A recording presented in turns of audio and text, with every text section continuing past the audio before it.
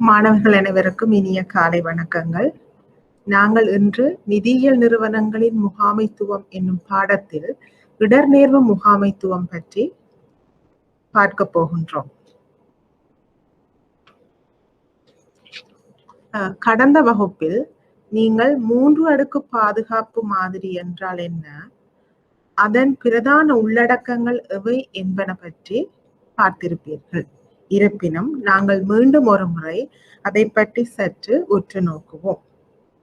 இந்த 3 அடுக்கு பாதுகாப்பு மாதிரியின் கீழ் பிரதானமான 3 பகுதியினர் அல்லது 3 பாதுகாப்பு மாதிரியினர் உள்ளடங்கி இருக்கிறார்கள். முதலாவது பகுதியினர் நாங்கள் சொல்லுவோம் ஃபர்ஸ்ட் லைன் ஆஃப் டிஃபென்ஸ், அதாவது முதலாம் அடுக்கு பாதுகாப்பு மாதிரி. இதன் கீழ் பிரதானமாக அந்தந்த நிறுவனங்களின் தலைவர்கள் மற்றும் ஊழியர்கள் பொறுப்பாக இருப்பார்கள். இதனை நாங்கள் சொல்லுவோம் management controls and internal controls measures, அதாவது முகாமைத்துவ கட்டுப்பாடுகளும் உள்ளக கட்டுப்பாட்டு அளவீடுகளும் என்று கூறிக்கொள்வோம். அடுத்ததாக 2ஆம் கட்ட பாதுகாப்பு மாதிரி. இது முதலாம் கட்ட பாதுகாப்பு மாதிரியில் உள்ள நிறுவனங்களுக்கு மேலாக அடுத்த கட்டம் 2வது கட்ட பாதுகாப்பினை வழங்குகின்றது. இதன் கீழ் நிதி கட்டுப்பாட்டாளர்கள், பாதுகாப்பு, இடர்நேர்வு முகாமைத்துவம், தரம், பரீட்சிப்பு மற்றும் ஒத்துப்போதல், அதாவது financial controller, security, risk management, quality, inspection and compliance ஆகியவை இந்த 2ஆம் கட்ட பாதுகாப்பின் கீழ் உள்ளடக்கப்படுகின்றது. தொடர்ந்து 3வது அடுக்கு பாதுகாப்பு மாதிரியை எடுத்து நோக்குவோமே ஆனால், ஒரு நிறுவனத்தில் உள்ள உள்ளக கணக்காய்வாளர்கள், அதாவது இன்டர்னல் ஆடிட் என்று நாங்கள் ஆங்கிலத்தில் சொல்லுவோம். இந்த உள்ளக கணக்காய்வாளர்கள் தான் 3வது கட்ட பாதுகாப்பு மாதிரியின் கீழ் உள்ளடக்கப்படுவார்கள். மேலும் இந்த அனைத்து திணைக்களங்களுக்கும் மேலாக அந்த நிறுவனத்தின் சிரேஷ்ட முகாமையாளர்கள், அதாவது நாங்கள் சீனியர் மேனேஜ்மெண்ட் என்று சொல்லுவோம், அவர்கள் பொறுப்பாக இருப்பார்கள். அதற்கு மேலே அந்த நிறுவனத்தினை ஆளுகை செய்கின்ற சபை அல்லது கவர்னிங் பாடி அல்லது ஆடிட் கமிட்டி, அதாவது அந்த கவர்னிங் பாடியின் உபகுழுக்கள் பொறுப்பாக இருப்பார்கள். இதற்கு மேலாக வெளியே நாங்கள் உற்று நோக்குவோமே ஆனால், இந்த உள்ளக கணக்காய்வுக்கு மேலதிகமாக எக்ஸ்டர்னல் ஆடிட்டர், அதாவது வெளியக கணக்காய்வாளர்கள் எமது நிறுவனம் அல்லது ஒரு நிறுவனத்தினுடைய கணக்காய்வினை மேற்கொள்வார்கள். அதற்கு மேலதிகமாக ரூல்ஸ் அண்ட் ரெகுலேஷன்ஸ், அதாவது சட்ட கட்டுப்பாடுகள், கொள்கைகளை வழங்கி அதை சரியாக ஒரு நிறுவனம் பின்பற்றுகின்றனவா என்று மேற்பார்வை செய்வதற்கு ரெகுலேட்டர்ஸ், அதாவது ஒழுங்கமைப்பாளர்கள் பொறுப்பாக இருப்பார்கள். உதாரணமாக இங்கே நாங்கள் நிதி நிறுவனங்களை பற்றி நோக்குவதனால் வங்கிகள் மற்றும் நிதி கம்பெனிகள் பிரதானமான பங்காளர்களாக காணப்படுகிறார்கள் இந்த நிதிசார் நிறுவனங்களில். ஆகவே அவர்களை ஒழுங்குபடுத்தும் ஒரு நிறுவனராக, பிரதான ஒரு ரெகுலேட்டராக இலங்கை மத்திய வங்கி காணப்படுகின்றது. இப்போது நாம் இந்த முதலாம் அடுக்கு பாதுகாப்பை விரிவாக பார்ப்போமே ஆனால், முதலாம் அடுக்கு பாதுகாப்பு தரப்பினராக தொழிற்பாட்டு முகாமையாளர்கள் இடர்நேர்வுகளை முகாமை செய்து ஏற்றுக்கொள்பவராக காணப்படுகின்ற வேளையில் அவர்கள் உள்ளக கட்டுப்பாட்டு செயல்முறையில் காணப்படும் குறைபாடுகளையும் நீக்க பொருத்தமான நடவடிக்கைகளை எடுப்பதற்கு பொறுப்புடையவராக காணப்படுவார்கள்.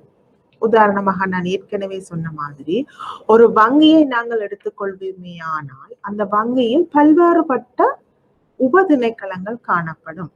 உதாரணமாக நிதி திணைக்களம், நிர்வாக திணைக்களம், கடன் வழங்குவதற்கு பொறுப்பான ஒரு திணைக்களம், மனிதவள திணைக்களம், உள்ளக கணக்காய்வு திணைக்களம், இவ்வாறு பல்வேறுபட்ட உப திணைக்களங்கள் காணப்படும். ஆகவே அந்த ஒவ்வொரு திணைக்களமும் தமது திணைக்களத்திற்குள் எழுகின்ற பிரச்சனைகள் அல்லது இடர்நேர்வுகள், ஆபத்துக்களை முகாமை செய்வதற்கு அவர்களே முதல் கட்டம் பொறுப்பாக இருக்கிறார்கள். இதைத்தான் நாம் முதலாம் அடுக்கு பாதுகாப்பு என்று கூறுகின்றோம். மேலும் செயற்பாட்டு முகாமைத்துவம் அல்லது வியாபார அலகு ஆனது நாளாந்த அடிப்படையில் நாங்கள் சொல்லுவோம் டே டு டே ஆபரேஷன்ஸ், அவர்களுடைய நாளாந்த அடிப்படையான கொடுக்கல் வாங்கல்களில் பல்வேறுபட்ட இடர்நேர்வுகளை சந்திப்பார்கள். ஆகவே அத்தகைய இடர்நேர்வுகளை கட்டுப்படுத்தும் நடவடிக்கைகளை நடைமுறைப்படுத்துதல் மற்றும் வினைத்திறனான உள்ளக கட்டுப்பாடுகளை, அதாவது effective internal controls கட்டுப்பாடுகளை பேணுவதற்கும் இந்த முதலாம் கட்ட தரப்பினர் பொறுப்புடையவர்களாக காணப்படுகிறார்கள். இப்போது நாம் இரண்டாம் அடுக்கு பாதுகாப்பிற்கு நகருவோம். இந்த இரண்டாம் அடுக்கு பாதுகாப்பு முதலாம் அடுக்கு பாதுகாப்புக்கு மேலதிகமாக மேலதிகமாக பாதுகாப்பினை வழங்குவதற்கு, அதாவது கட்டுப்பாடுகளை வழங்கி அந்த கட்டுப்பாடுகள் சரியாக பின்பற்றப்படுகின்றனவா என்பதனை ஆராய்வதற்கு இந்த இரண்டாம் அடுக்கு பாதுகாப்பு பிரிவினர் பொறுப்பானவர்களாக காணப்படுகிறார்கள். ஆகவே வெவ்வேறுபட்ட நிறுவனங்களுக்கிடையில் அல்லது வெவ்வேறுபட்ட துறைகளுக்கிடையில், நிறுவனங்களாக இருக்கலாம் அல்லது வெவ்வேறுபட்ட துறைகளாக இருக்கலாம், இவர்களுக்கிடையில் இரண்டாம் அடுக்கு பாதுகாப்பு செயற்பாடுகள் வேறுபட்டு காணப்படும். எவ்வாறாயினும் பொதுவாக இரண்டாம் அடுக்கு பாதுகாப்பு செயற்பாடுகள் பின்வரும் விடயங்களை உள்ளடக்கி காணப்படும். ஒரு இடர்நேர்வு முகாமைத்துவ செயற்பாடானது தொழிற்பாட்டு முகாமைத்துவத்தால், நாங்க ஏற்கனவே பார்த்தோம், அந்தந்த குறிக்கப்பட்ட திணைக்களத்தின் முகாமைத்துவத்தால் அல்லது வியாபார யூனிட்டால், பிசினஸ் யூனிட் வியாபார அலகினால் வினைத்திறனான இடர்நேர்வு முகாமைத்துவ நடைமுறைகளை அமுல்படுத்துவதற்கு உதவி செய்கின்றது. அதாவது ஃபெசிலிட்டேட் பண்ணின உதவி செய்வதுடன் அதனை மானிட்டர் பண்ணுறது, அதனை கண்காணித்தும் வருவார்கள். ஆகவே இந்த ஒரு இணங்குவித்தல் செயற்பாடானது, இணங்குவித்தல் செயற்பாடு என்று நாங்கள் சொல்லுறது கம்ப்ளைன்ஸ் ஃபங்க்ஷன் செயற்பாடானது பொருத்தமான சட்டங்கள் மற்றும் ஒழுங்கு விதிகளுடன் ஒரு நிறுவனம் அதனுடைய தொழிற்பாட்டு நடவடிக்கைகளை இணங்கி செல்கின்றனவா என கண்காணிக்கும் பணியில் ஈடுபடுவார்கள். நான் இதற்கு ஒரு உதாரணத்தை கூறுகின்றேன். உதாரணமாக ஒரு வங்கியில் ஒரு திணைக்களம் இருக்கின்றது. அந்த திணைக்களம் இன்வெஸ்ட்மெண்ட் டிவிஷன் அல்லது இன்வெஸ்ட்மெண்ட் டிபார்ட்மெண்ட் என்று சொல்லுவோம். அவர்கள் தான் அந்த நிறுவனத்தினுடைய நிதியை சரியான நிதி சொத்துக்களில் முதலீடு செய்து சரியான முறையில் வருமானத்தை அந்த வங்கிக்கு ஈட்டி கொடுப்பவர்களாக இருப்பார்கள். ஆகவே அவர்களுக்கு உதவி செய்வதற்காக அவர்களுக்கு உரிய சரியான கொள்கைகளை வழங்குவதற்கு இந்த இரண்டாம் கட்ட பாதுகாப்பு பிரிவினர் பொறுப்பாக இருப்பார்கள். ஆகவே இவர்கள் கொள்கை பத்திரங்களை அந்த குறிக்கப்பட்ட நிறுவனங்களோட கலந்துரையாடி அவர்களின் கருத்துக்களையும் பெற்று சரியான கொள்கை பத்திரங்களை தயாரித்து அதனை காலத்துக்கு காலம் மீளாய்வு செய்து அந்த குறிக்கப்பட்ட வணிக பிரிவிற்கு வழங்குவார்கள். பிறகு வழங்கப்பட்ட கொள்கை பத்திரங்களுக்கு ஏற்ற வகையில் அந்தந்த திணைக்களங்கள் தமது நடவடிக்கைகளை செய்கின்றனவா என்பதனை மீளாய்வும் செய்வதற்கு இந்த இரண்டாம் அடுக்கு பாதுகாப்பு பிரிவினர் பொறுப்பாக இருப்பார்கள். இந்த இரண்டாம் அடுக்கு பாதுகாப்பில் பிரதானமாக ரிஸ்க் மேனேஜ்மெண்ட் டிபார்ட்மெண்ட், அதாவது இடர்நேர்வு முகாமைத்துவ திணைக்களம் மற்றும் கம்ப்ளைன்ஸ் டிபார்ட்மெண்ட், இணங்குவித்தல் திணைக்களம் ஆகியவை மிகவும் முக்கியமான இரு பிரிவினராக காணப்படுகிறார்கள். அடுத்ததாக நாங்கள் முதலாம் கட்ட பாதுகாப்பு, இரண்டாம் கட்ட பாதுகாப்பு பற்றி பார்த்தோம். இப்போது நாம் மூன்றாம் அடுக்கு பாதுகாப்பு பற்றி பார்க்க போகின்றோம். இந்த மூன்றாம் அடுக்கு பாதுகாப்பில் நாம் ஏற்கனவே சொன்னது மாதிரி இன்டர்னல் ஆடிட்டர்ஸ், இந்த உள்ளக கணக்காய்வாளர்கள் இதில் மிகவும் முக்கிய பங்கு வகிக்கிறார்கள். ஆகவே முதலாவதாக அந்தந்த தொழிற்பாட்டு திணைக்களங்கள் இருந்தார்கள். அடுத்ததாக அந்தந்த தொழிற்பாட்டு நிறுவனங்களுக்கு ஏற்ற கொள்கை பத்திரங்களை வழங்குதல், அவர்கள் அந்த கொள்கை பத்திரங்களுடன் இணங்கி செல்கின்றார்களா, மற்றது அந்த நிறுவனத்துடன் தொடர்பட்ட ஏனைய சட்ட தேவைகளுடன் ஒத்து போகின்றார்களா என்று பரிசோதிப்பதற்கு இந்த 2ஆம் அடுக்கு பாதுகாப்பு பிரிவினர் இருந்தார்கள். இதற்கு மேலதிகமாக இந்த உள்ளக கணக்காய்வாளர்கள் காணப்படுகிறார்கள். ஆகவே உள்ளக கணக்காய்வாளர் 3ஆம் அடுக்கு பாதுகாப்பு செயற்பாட்டினை மேற்கொள்ளுபவர்களாக காணப்படுகின்றார்கள். இவர்கள் பணிப்பாளர் சபை, அதாவது போர்ட் என்று சொல்லுவோம், டைரக்டர்ஸ் போர்ட், ஒரு நிறுவனத்திற்கு ஆக உச்ச கட்டத்தில் பொறுப்பாக இருப்பவர்கள் இந்த பணிப்பாளர் சபை. அதற்கு அடுத்ததாக சிரேஷ்ட முகாமைத்துவம், அந்த நிறுவனத்துக்கு பொறுப்பாக இருப்பார்கள் சிஇஓஸ், மற்றது ஏனைய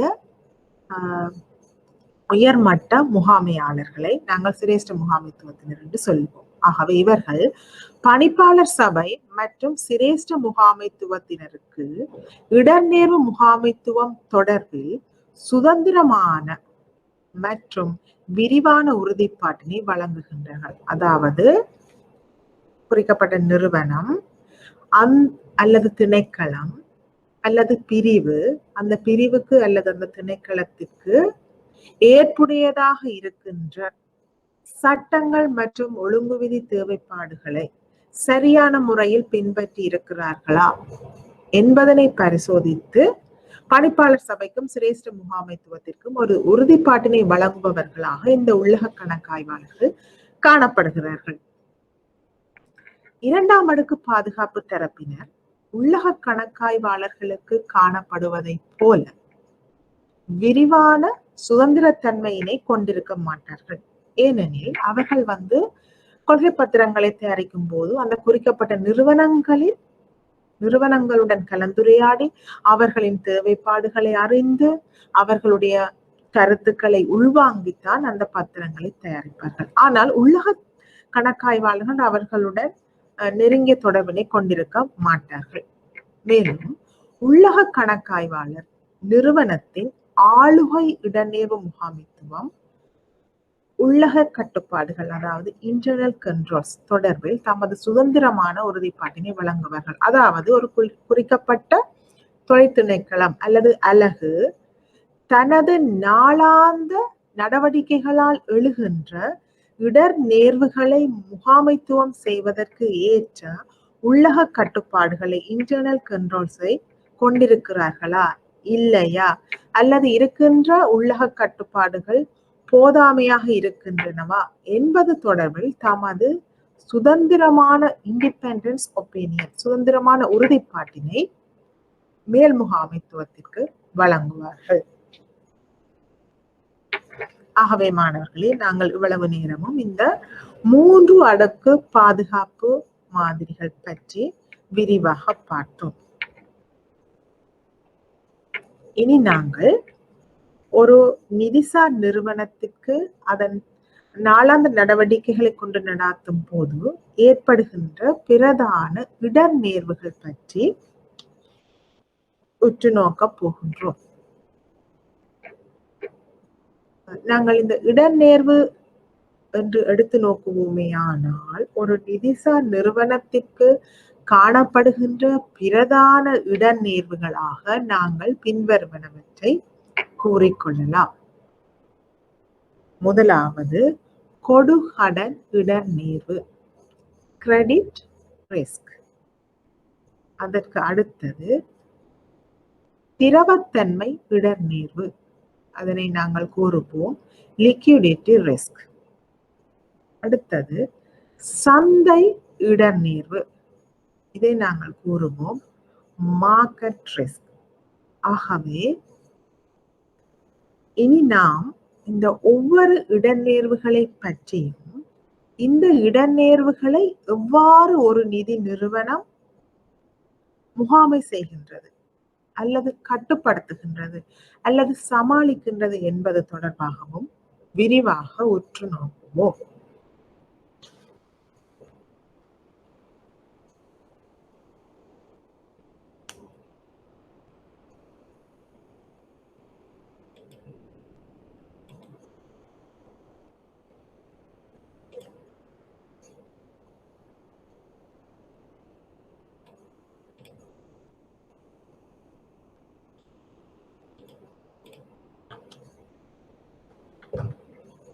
ரைட். இப்போது நாங்கள் இந்த கொடுகடன் இடர் நேர்வு என்றால் என்ன என்று பார்ப்போம். நாங்கள் ஆங்கிலத்திலே கிரெடிட் ரிஸ்க் என்று சொல்லுவோம். கொடுகடன் இடர் நேர்வு என்பது ஒரு வாடிக்கையாளர் அல்லது ஒரு கடன் பெற்றவர் தனது கடனை மீள செலுத்த முடியாமல் இருக்கின்ற ஒரு சந்தர்ப்பத்தினை இந்த கொடுகடன் இடர்நேர்வு குறித்து நிற்கின்றது. இதில் பிரதானமாக நாங்கள் கூறிக்கொள்வோம் இதன் ஒரு வகையாக டிஃபால்ட் ரிஸ்க், அதாவது செலுத்தாமையினால் ஏற்படும் இடர் நேர்வு.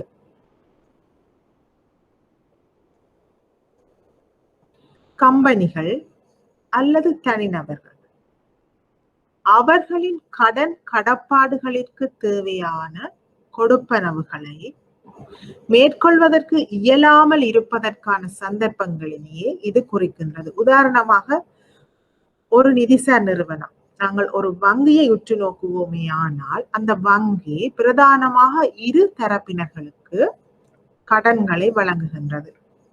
முதலாவது தரப்பினர் சாதாரண தனிநபர்கள், இரண்டாவது தரப்பினர்களாக கம்பெனிகள் அல்லது ஏனைய நிறுவனங்கள் காணப்படுவார்கள்.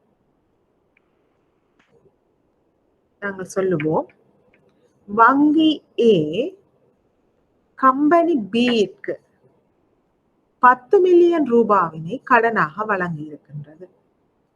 இந்த 10 மில்லியன் ரூபாவிற்கு கம்பெனி பி வங்கி ஏக்கு மாதாந்தம் 0.2 மில்லியன் ரூபாவினை மாதாந்த கட்டணமாக செலுத்த வேண்டி இருக்கின்றது. ஆனாலும் பல்வேறுபட்ட காரணிகளால் இந்த கம்பெனி பியினால் கம்பெனி ஏக்கு தனது தவணை கட்டணத்தினை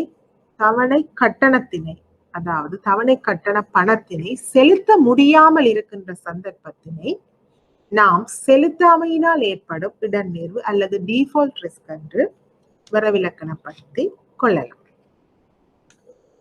ஆகவே ஒரு தனிநபர் அல்லது ஒரு கம்பெனி தான் பெற்ற கடனை திரும்ப செலுத்த முடியாமல் இருக்கின்ற சந்தர்ப்பத்தில் அல்லது அவ்வாறான சந்தர்ப்பம் ஏற்படலாம் என்றால் என்ன செய்யலாம்? இதற்காக செலுத்தாமைக்கான காப்பீடு, அதாவது டிஃபால்ட் பிரீமியம், அனுமானிக்கப்பட்ட செலுத்தாமை, இடர்நேர்வுக்கான கடன் பட்டோர், கடன் வழங்குனருக்கு நட்ட ஈடாக செலுத்த வேண்டிய மேலதிக தொகையினை இது குறிக்கின்றது. உதாரணமாக ஒரு நிறுவனம் தனது வாடிக்கையாளர்கள் கடன் வழங்குகின்ற போது சாதாரணமாக ஒரு வட்டி வீதத்தினை அறவிடும். அதற்கு மேலதிகமாக சில நேரங்களில் அவர்கள் அந்த வாடிக்கையாளர்கள் தமது தவணை கட்டணத்தினை உரிய காலத்தில் மீள செலுத்தாமல் விட்டால் மேலதிகமாக வங்கிகள் தண்டப்பணத்தினை அறவிட்டுக் கொள்ளலாம். அதுக்காகவும் ஒரு குறிக்கப்பட்ட வட்டி வீதத்தினை இந்த நிறுவனங்கள் வைத்திருப்பார்கள்.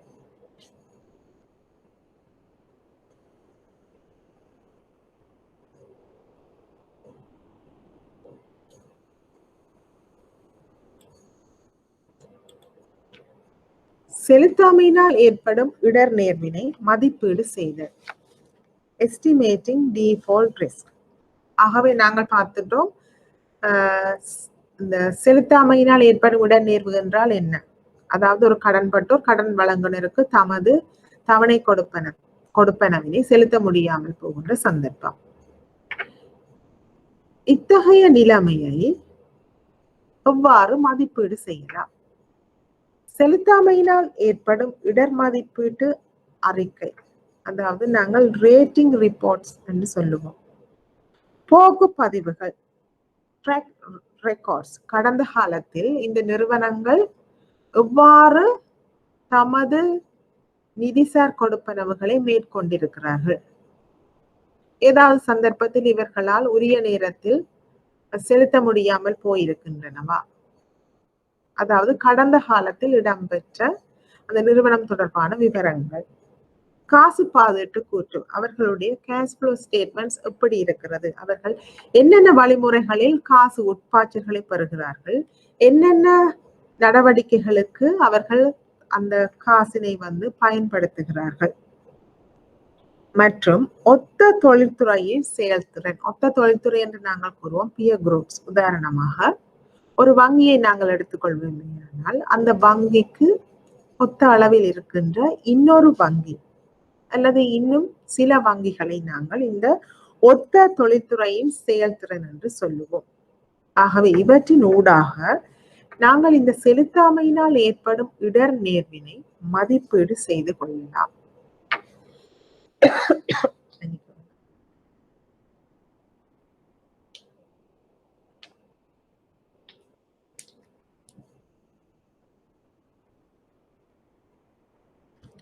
மேலும் இந்த செலுத்தாமையினால் ஏற்படும் இடர்நேர்வினை மதிப்பீடு செய்வதற்குரிய பிரதான ஒரு குறிகாட்டியாக காணப்படுவது மொத்த செயல்படா கடன் விகிதம். இதனை நாங்கள் ஆங்கிலத்தில் கூறுவோம் gross non-performing loans, non-performing loan ratio. இந்த செயல்படா கடன் விகிதத்தை நாம் எவ்வாறு கணிப்பீடு செய்யலாம் என்று சொன்னால், மொத்த செயல்படாத கடன்கள் மொத்த கடன்கள் மற்றும் முற்கொடுப்பனவர்களின் ஒரு விகிதமாக கணிப்பிட்டு கொண்டால் நாங்கள் இந்த மொத்த செயல்படா கடன்களின் விகிதத்தினை பெற்று கொள்ளலாம். அப்ப செயல்படாத கடன்கள் என்றால் என்ன? ஒரு வாடிக்கையாளர்களால் கடன் வழங்கியவருக்கு தனது கடன்களில் இதுவரை செலுத்திய கொடுப்பனவு போக மீதமாக செலுத்தப்படாமல் இருக்கின்ற கடன் தொகையினை இந்த செயல்படாத கடன்கள் என்று கூறிக்கொள்வோம். மொத்த கடன்கள் என்று சொன்னால் அந்த நிறுவனத்தினால் அந்த வாடிக்கையாளருக்கு வழங்கப்பட்ட முழு கடன் தொகையையும் மொத்த கடன்கள் மற்றும் முற்கொடுப்பனவுகள் என்று சொல்லுவோம். இங்கே ஒரு குறிக்கப்பட்ட நிறுவனத்துக்கு இந்த விகிதத்தை நாங்கள் மேற்கொள்ளுவோமே, இந்த விகித கணிப்பீட்டை நாங்கள் மேற்கொள்ளுவோமே ஆனால் அந்த நிறுவனத்தினால் வழங்கப்பட்ட மொத்த கடன்களில் இதுவரை காலமும் செயல்படாமல் இருக்கின்ற கடன்கள் செயல்படாத கடன்கள் என்றும், அந்த நிறுவனத்தினால் அனைத்து வாடிக்கையாளர்களுக்கும் வழங்கிய மொத்த கடன்களை மொத்த கடன்கள் மற்றும் முற்கொடுப்பனவுகள் என்று நாங்கள் கூறிக்கொள்வோம். ஆகவே மாணவர்களே, நாங்கள் இவ்வளவு நேரம் கொடுகடன் இடர்நேர்வின் ஒரு பிரதான பிரிவான செலுத்தாமையினால் ஏற்படும் இடர்நேர்வு என்றால் என்ன, இந்த இடர்நேர்வை நாங்கள் எப்படி மதிப்பீடு செய்யலாம் என்பது தொடர்பாக உற்று நோக்கினோம்.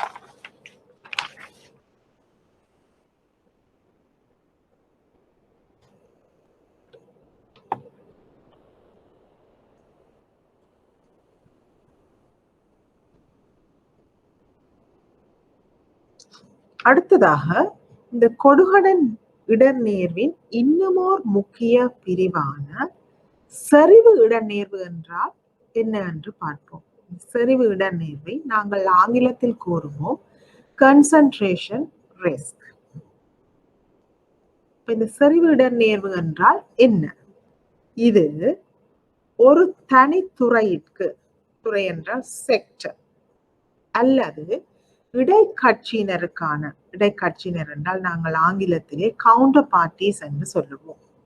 ஆகவே ஒரு தனித்துறைக்கு அல்லது இடைக்கட்சியினருக்கான சரிவில் இருந்து எழுகின்ற ஒரு வங்கியுடைய சொத்து பட்டியல், சொத்து பட்டியல் என்றால் போர்ட்போலியோ, சொத்து பட்டியலின் இடர்நேர்வு மட்டத்தினை குறிக்கின்றது.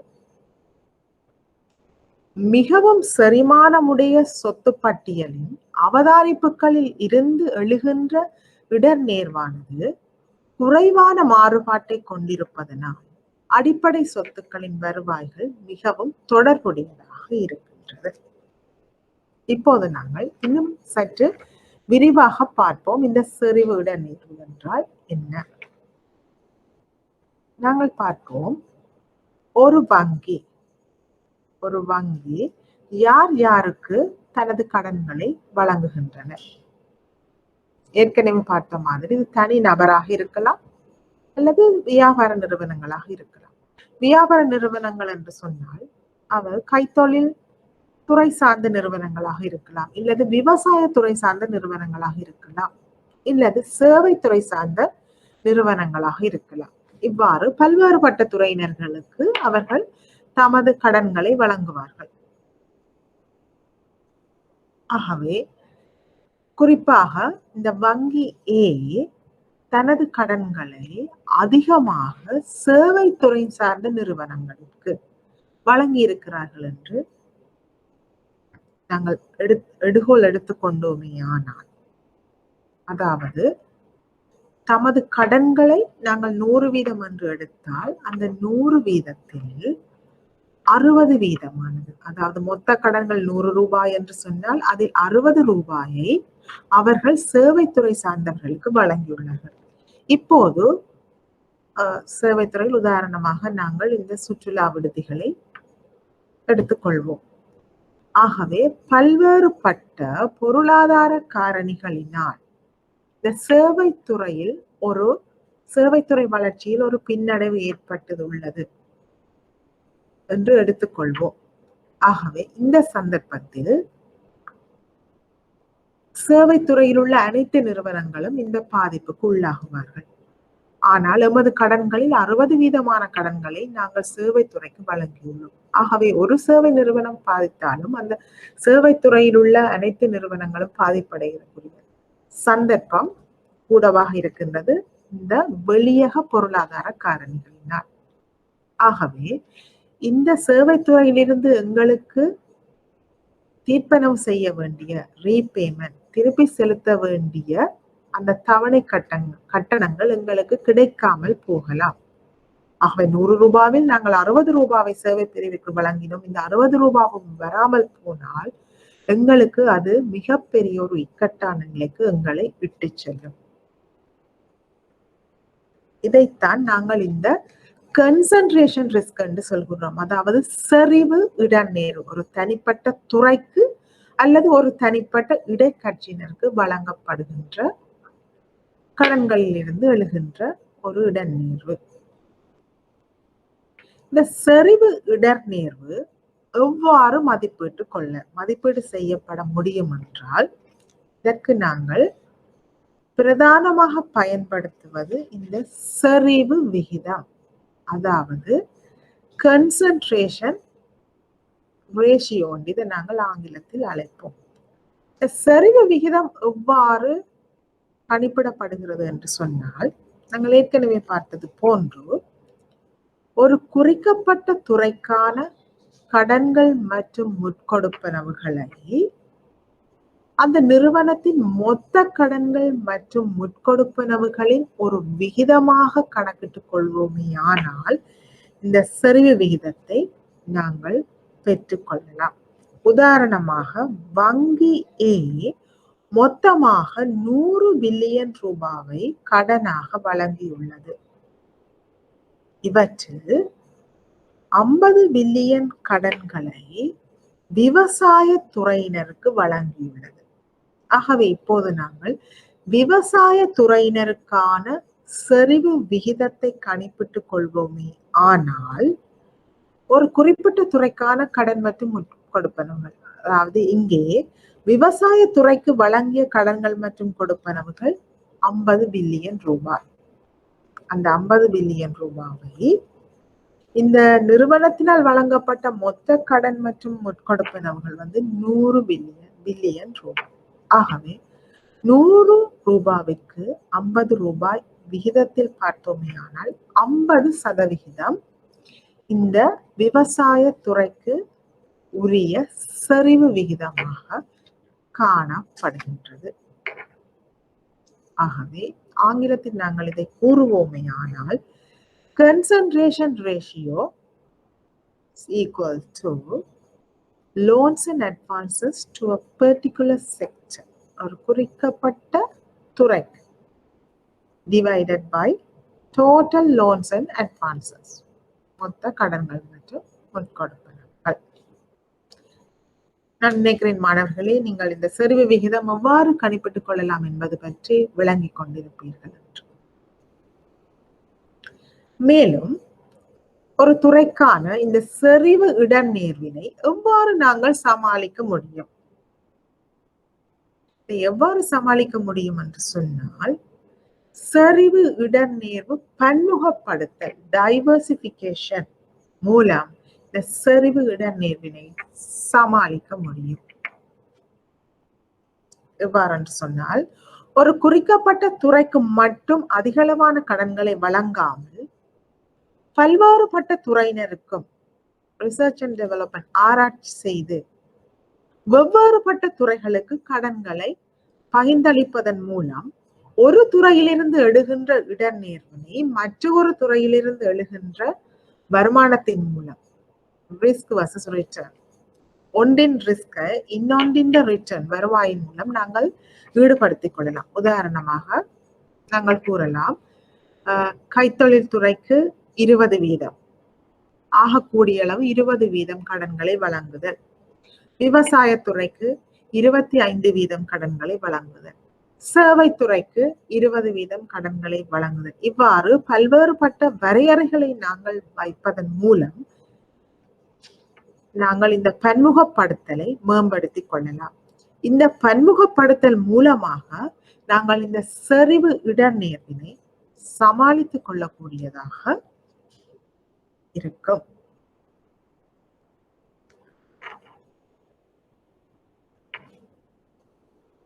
ஆகவே நாங்கள் இவ்வளவு நேரமும் ஒரு நிதிசார் நிறுவனம் எதிர்நோக்குகின்ற இடநேர்வுகளை பற்றி பார்த்தோம்.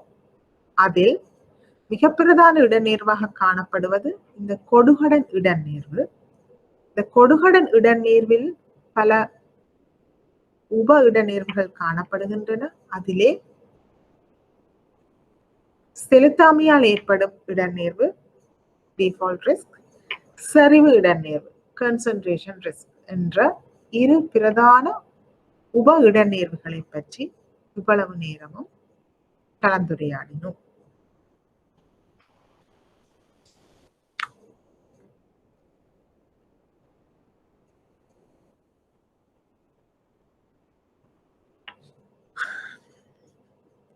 அடுத்து நாம் இந்த கொடுகடன் இடநேர்வின் கிரெடிட் ரிஸ்கின் இன்னும் ஒரு பிரிவான இடநேர்வினை பற்றி உற்று நோக்கப் போகின்றோம். இதுதான் நாட்டின் இடர்நேர்வு, அதாவது கண்ட்ரி ரிஸ்க்.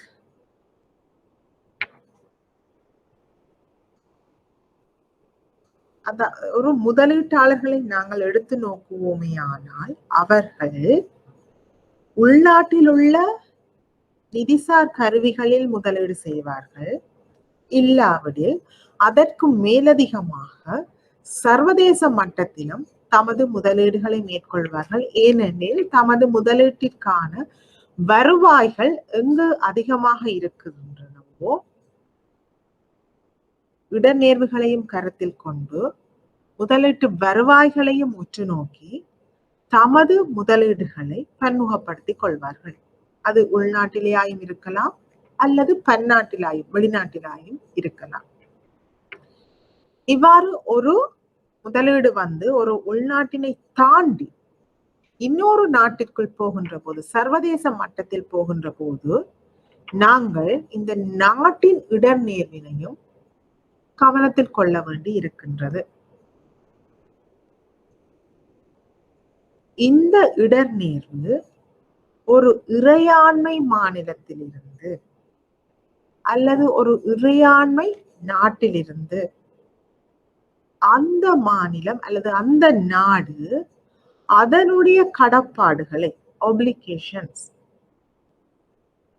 அல்லது ஓரிரவில் வெளிநாட்டு நாணயங்களுக்கான கொடுப்பனவுகளை செலுத்தாமல் முடக்கும் போது, பல்வேறு சந்தர்ப்பங்களினால் அந்த நாட்டினால் வெளிநாட்டு நாணயங்களை ஒரு இரவில் செலுத்த முடியாமல் போகின்ற சந்தர்ப்பத்தில் எழுகின்ற இடர்நேர்வு தான் இந்த இறையாண்மை இடர்நேர்வு என்று அழைக்கப்படுகின்றது.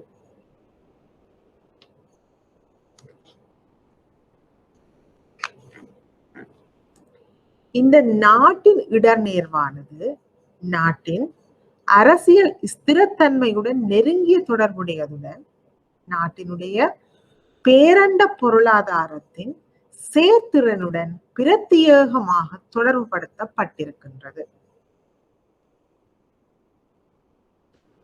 நாங்கள் இதுக்கு ஒரு உதாரணத்தை பார்ப்போமே ஆனால், ஒரு நாட்டின் அரசாங்கத்தினால் வழங்கப்படுகின்ற திரைசேரி உண்டியல்கள்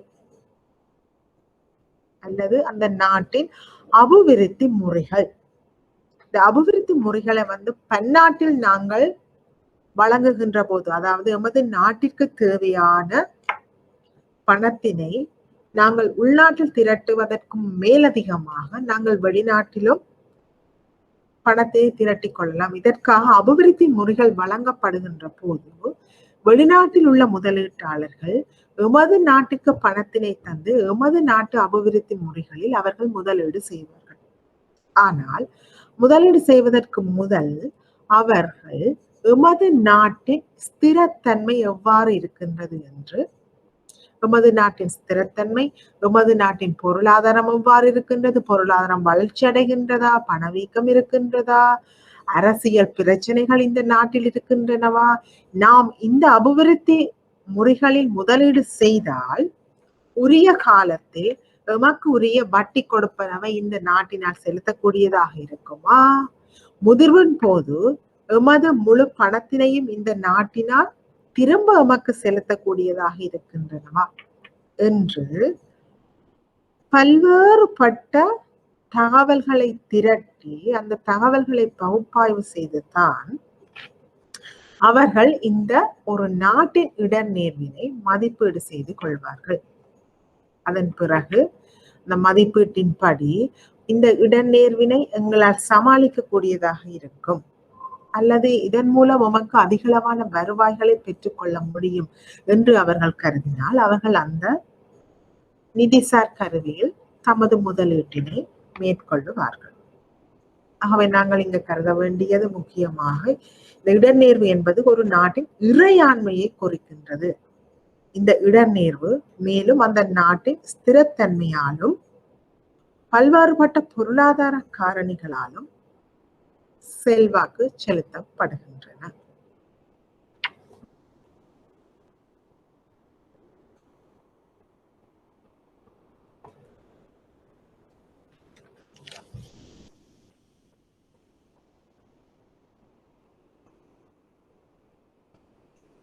ஆகவே மாணவர்களே, இவ்வளவு நேரமும் நாங்கள் கொடுகடன் இடர்நேர்வு என்றால் என்ன, அவற்றின் பிரதான பிரிவுகளான இந்த டிஃபால்ட் ரிஸ்க், செலுத்தாமையினால் ஏற்படும் இடர்நேர்வு, கன்சன்ட்ரேஷன் ரிஸ்க், செரிமான இடர்நேர்வு, தண்டு ரிஸ்க், நாட்டின் இடர்நேர்வு என்பன பற்றிய உப இடர்நேர்வுகளை பற்றி பார்ப்போம்.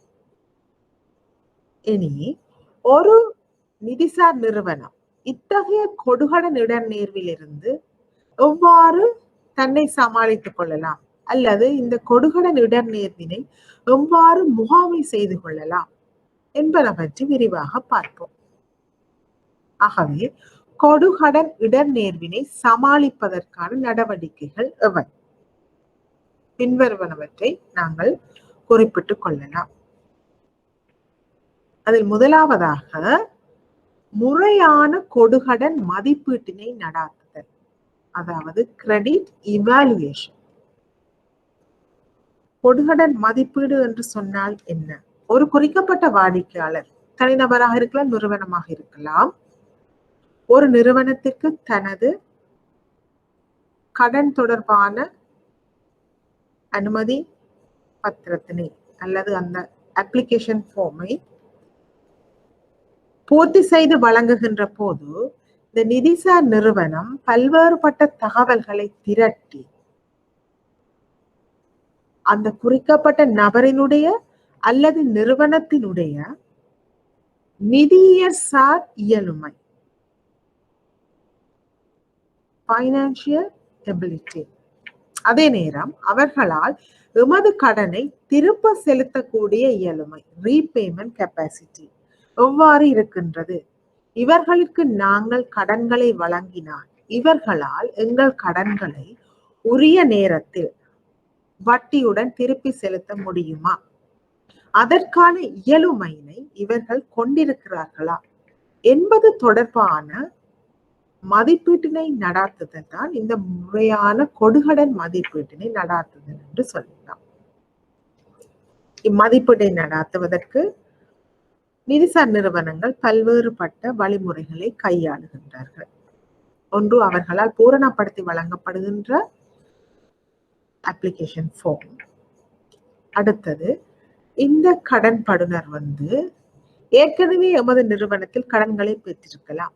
அவ்வாறு பெற்றிருந்தால் இவர் ஏற்கனவே பெற்ற கடன்களை உரிய நேரத்தில் செலுத்தி இருக்கிறார்களா அல்லது ஏதாவது தாமதம் ஏற்பட்டிருக்கிறதா, தாமதம் ஏற்பட்டிருந்தால் அதுக்கு தகுந்த காரணங்கள் உள்ளனவா என்பது தொடர்பாக இவருடைய கடந்த கால பெறுபேறுகளை ஆராய்ச்சி செய்தல். அடுத்தது, இப்போது உங்கள் எல்லாருக்கும் தெரியும் இந்த கிரிப் ரிப்போர்ட். கிரிப் ரிப்போர்ட்டை பெற்றால் இந்த கடன் படுனர் எங்கள் நிறுவனத்தில் மட்டுமில்லை, வேற ஏதாவது நிறுவனத்தில் கடன்களை பெற்றிருக்கின்றாரா, ஆகவே இவர் பெற்ற மொத்த கடன்களுக்கு இவர் மாதாந்தம் எவ்வளவு தொகையை திருப்ப செலுத்த வேண்டும், இவ்வாறு திருப்பி செலுத்துவதற்கு இவருக்கு கிடைக்கின்ற வருமான மூலங்கள் போதுமானவையாக இருக்கின்றனவா, மேலும் நாமும் இவருக்கு கடன்களை வழங்கினால் இவரால் எமது கடனையும் திருப்பி செலுத்த முடியுமா என்பன தொடர்பான தகவல்களை பெற்றுக்கொள்ளலாம். மேலும் இத்தகைய கடன் படுனர் தனது ஒழுங்கான வருமானம், அதாவது ரெகுலர் ஒழுங்குமுறையில் பெறுகின்ற வருமானத்திற்கு மேலதிகமாக அதர் இன்கம்ஸ், வேற ஏதாவது வழிமுறைகளால் வருமானத்தை ஈட்டிக் கொள்கின்றாரா, அல்லது எங்களால் பெற்றுக்கொள்கின்ற கடனை இவர் முதலீடு செய்து அல்லது ஒரு வியாபார நிறுவனத்தை ஆரம்பித்து அதிலிருந்து இவருக்கு அதிகளவான வருமானம் வருமா, இவ்வாறு பல்வேறுபட்ட தகவல்களை கருத்தில் கொண்டு மதிப்பீட்டினை மேற்கொள்வார்கள். அதாவது சுருக்கமாக சொல்லுவோமே ஆனால், எங்களால் வழங்கப்படுகின்ற கடன்களையும் அதற்குரிய வட்டிகளையும் இந்த வாடிக்கையாளரால் உரிய தவணை காலத்தில் செலுத்த முடியுமா, செலுத்துவதற்குரிய இயலுமையினை இந்த வாடிக்கையாளர் கொண்டிருக்கிறாரா என்பது தொடர்பான சரியான மதிப்பீட்டினை நடாத்துதல் தான் இந்த முறையான கொடுகடன் மதிப்பீட்டை நடாத்துதல் என்று கூறிக்கொள்ளலாம். ஆகவே இந்த மதிப்பீட்டின் ஊடாக நாங்கள் சரியான ஒரு வாடிக்கையாளரை தெரிவு செய்வோமே ஆனால் எதிர்காலத்தில் அவரிடமிருந்து எங்களுக்கு கிடைக்கின்ற தவணை கொடுப்பனவுகள் ஒழுங்கான முறையில் கிடைக்கும். நாங்கள் இந்த மதிப்பீட்டில் தவறு விட்டோமே ஆனால், சரியான முறையில் நாங்கள் அந்த வாடிக்கையாளரை மதிப்பீடு செய்யாவிட்டால் எதிர்காலத்தில் எங்களுக்கு கிடைக்க வேண்டிய கொடுப்பனவுகள் கிடைக்க பெறாமல் போகலாம். ஆகவே சரியான முறையில் மதிப்பீடு செய்வதன் மூலம் இந்த கொடுகடன் இடர் நேர்வினை எங்களால் சமாளித்துக் கொள்ளக்கூடியதாக இருக்கும். அடுத்து இரண்டாவது காரணியாக பெறுமதியான பிணைகளை பெறுதல். பிணைகள் என்று சொன்னால் ஆங்கிலத்தில் கொலட்ரல்ஸ் என்று சொல்லுவோம்.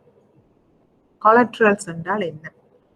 எங்களால் வழங்கப்படுகின்ற கடனுக்கு எதிராக அந்த வாடிக்கையாளர்களினால் ஏதாவது சொத்துக்களை இந்த கடனுக்கு எதிராக எங்களிடம் அடைமானம் வைக்கின்றாரா அல்லது ஈடாக வைத்துக் கொள்கின்றாரா, எதிர்காலத்தில் இந்த வாடிக்கையாளரால் எமக்கு செலுத்த வேண்டிய கடன்களை செலுத்தாமல் போகின்ற சந்தர்ப்பத்தில் நாங்கள் அவரால் அந்த கடனுக்கு எதிராக எங்களிடம் ஈடு வைக்கப்பட்ட அந்த சொத்துக்களை நாங்கள் விற்பதன் மூலம் அவரால் எங்களுக்கு செலுத்தப்படக்கூடிய அந்த தொகையை நாங்கள் ஈடு செய்து கொள்ளலாமா? ஆகவே அதற்காக ஒரு வாடிக்கையாளரால் நாம் வழங்கப்படுகின்ற கடனுக்கு எதிராக பெறுமதி வாய்ந்த பிணைகளை வைத்துக் கொள்கிறார்களா என்றும் இங்கே நாங்கள் கவனத்தில் கொள்ளுவோம். இந்த பிணைகளாக பின்வருவனவற்றை நாங்கள் கூறிக்கொள்ளலாம். அவர் தன்னிடமுள்ள அரசாங்க பத்திரங்கள், அதாவது திரைசேரி உண்டியல்கள், திரைசேரி முறிகள், பத்திரங்களை பிணையாக வைக்கலாம். இல்லாட்டி தன்னிடமுள்ள ஆபரணங்களை வைக்கலாம். தன்னிடமுள்ள ரியல் எஸ்டேட், தன்னிடமுள்ள காணிகள், கட்டிடங்கள், வாகனங்களை கூட பிணைகளாக பெற்றுக்கொள்ளுதல். இந்த பிணைகள் என்று நாங்கள் கூறும்போது பிணைகள் இரு வகைப்படும். ஒன்று சொத்துக்களாக இருக்கலாம், இல்லாவிடில் அதற்கு மேலதிகமாக நாங்கள் பர்சனல் கேரண்டர்ஸ், உத்தரவாதம், பிணைகள் சொத்துக்களை பிணைகளாக பெறுதல். அதற்கு மேலதிகமாக சில சந்தர்ப்பங்களில் வங்கிகள் கேட்பார்கள் 2 நபர்களை உத்தரவாதிகளாக கையொப்பமிட சொல்லி. அதாவது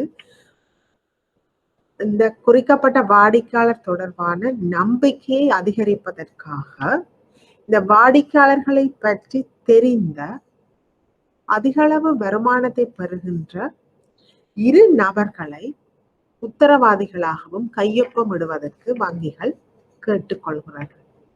ஆகவே இவ்வாறான காரணிகளாலும் ஒரு வங்கி அல்லது ஒரு நிதிசார் நிறுவனம் தனக்கு ஏற்படுகின்ற கொடுகடன் இடர் நேர்வினை சமாளித்துக் கொள்ளக்கூடியதாக இருக்கின்றது. அடுத்த பிரதான காரணியாக சொத்து பட்டியலை பன்முகப்படுத்துதல். அதாவது தன்னிடமுள்ள போர்ட்போலியோ சொத்து பட்டியல் டைவர்சிஃபை பண்றது, பன்முகப்படுத்துறது. நாங்கள் ஏற்கனவே அந்த செறிவு விகிதத்தில் அல்லது அந்த செறிவு இடர்நேர்வில் நாங்கள் பார்த்தது போன்று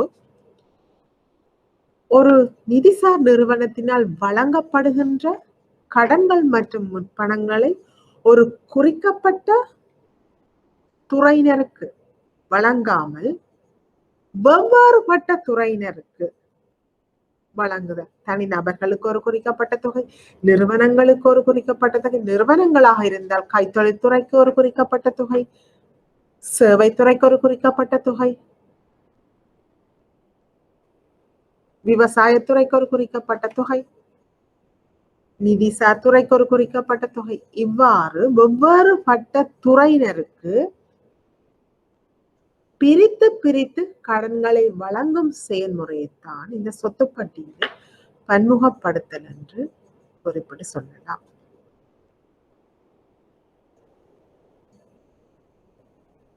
இது கடன்களை வழங்குவோமேயானால்.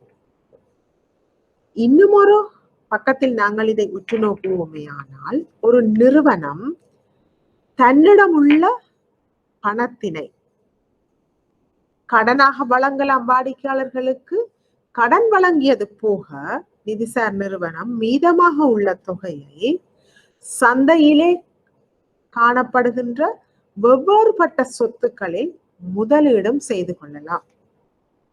உதாரணமாக பங்கு சந்தையில் முதலீடு செய்தல். ஆகவே பங்கு சந்தையில் முதலீடு செய்தால் எதிர்வரும் காலத்தில் இந்த நிதிசார் நிறுவனத்திற்கு தன்னிடம் பணத்தினை வைப்பு செய்த வைப்பாளர்களுக்குரிய வைப்பு தொகையினை மீள செலுத்த வேண்டிய சந்தர்ப்பத்தில் பணம் தேவைப்படும். இந்த பணம் கடன் வழங்கிய வாடிக்கையாளர்களிடமிருந்து கிடைக்கின்ற தவணை பணத்திலிருந்தும் செலுத்தலாம். இந்த நிறுவனத்தினால் ஏனைய சொத்துக்களில் முதலீடு செய்யப்பட்ட அந்த முதலீட்டு வருவாய்களில் இருந்தும் கிடைக்கலாம். ஆகவே இந்த முதலீட்டினை ஏனைய சொத்துக்களில் செய்கின்ற போது ஒரு குறிக்கப்பட்ட சொத்தில் மட்டும் முதலீடு செய்யாமல் வெவ்வேறுபட்ட சொத்துக்களில் முதலீடு செய்வதை இந்த பன்முகப்படுத்தல் குறிக்கின்றது. உதாரணமாக பங்கு சந்தையில் முதலீடு செய்யலாம், இல்லாட்டி ரியல் எஸ்டேட் கட்டடங்கள் கட்டுகின்ற அல்லது சுற்றுலா துறையினரில் முதலீடு செய்யலாம், ஏனைய வங்கிகளில் வைப்பு செய்யலாம், அரச பிணையங்களில் முதலீடு செய்யலாம். இவ்வாறு பல்வேறுபட்ட சொத்துக்களில் முதலீடு செய்தல், பல்வேறுபட்ட துறையினருக்கு கடனை வழங்குதல் போன்றவை இந்த சொத்து பட்டியலை பன்முகப்படுத்தல் என்று நாங்கள் கூறிக்கொள்ளலாம். அடுத்ததாக நாங்கள் பார்க்க போவது கொடுகடன் இழப்பீட்டு ஏற்பாடுகளை மேற்கொள்ளுதல். சரி, நாங்கள் பல்வேறு காரணிகளினால் அல்லது பல்வேறு வகையான மதிப்பீடுகள் மற்றும் பன்முகப்படுத்தல்கள் பிணைகளை பெறுவதன் மூலம் இந்த கொடுகடனை சமாளித்துக் கொள்ளலாம். இருப்பினும் இவற்றிற்கும் மேலதிகமாக சில வேளைகளில் வாடிக்கையாளர்களால் எங்களுடைய தவணை பணத்தை செலுத்தாமல் போகலாம், அல்லது நாங்கள் முதலீடு செய்த இடங்களில் அவர்களால் எங்கள் முதலீடுகளை திருப்பி உடனடியாக செலுத்த முடியாமல் போகலாம். இவ்வாறு ஏற்பட்டால் என்ன செய்யலாம்? அதற்கு முன்னெச்சரிக்கையாக நாங்கள் என்ன நடவடிக்கையை எடுக்கலாம் என்பதற்குத்தான் இந்த கொடுகடன் இழப்பீட்டு ஏற்பாடு, ப்ரொவிஷன் கவரேஜ் என்று நாங்கள் சொல்லுவோம். அதாவது நாங்கள் முன்கூட்டியே எதிர்காலத்தில் நாங்கள் முதலீடு செய்த இடங்களில் அந்த வாடிக்கையாளர்களால் எமக்கு குறிக்கப்பட்ட தொகை திரும்ப செலுத்த முடியாமல் ஏற்படலாம். ஆகவே அவ்வாறு ஏற்பட்டால் அந்த தொகையை நாங்கள் இந்த ஏற்பாட்டில் இருந்து ஈடு செய்து கொள்ளலாம் என்று முன்கூட்டியே எதிர்வு கூறி வருடா வருடம் ஒரு குறிக்கப்பட்ட தொகையை நாங்கள் ஒதுக்கீடு செய்து வைக்கிறது அல்லது ஏற்பாடு செய்து வைக்கிறது தான் இந்த கொடுகடன் இழப்பீட்டு ஏற்பாடு என்று நாங்கள் கூறிக்கொள்வோம். இந்த ஏற்பாடு பிரதானமாக 2 வகையில் செய்யப்படுகின்றது. முதலாவது பொது கொடுகடன் இழப்பீட்டு ஏற்பாடு. நீங்கள் ஏற்கனவே படித்திருப்பீர்கள் மாணவர்களே, ஜெனரல் லோன் லாஸ் ப்ரொவிஷன்ஸ்.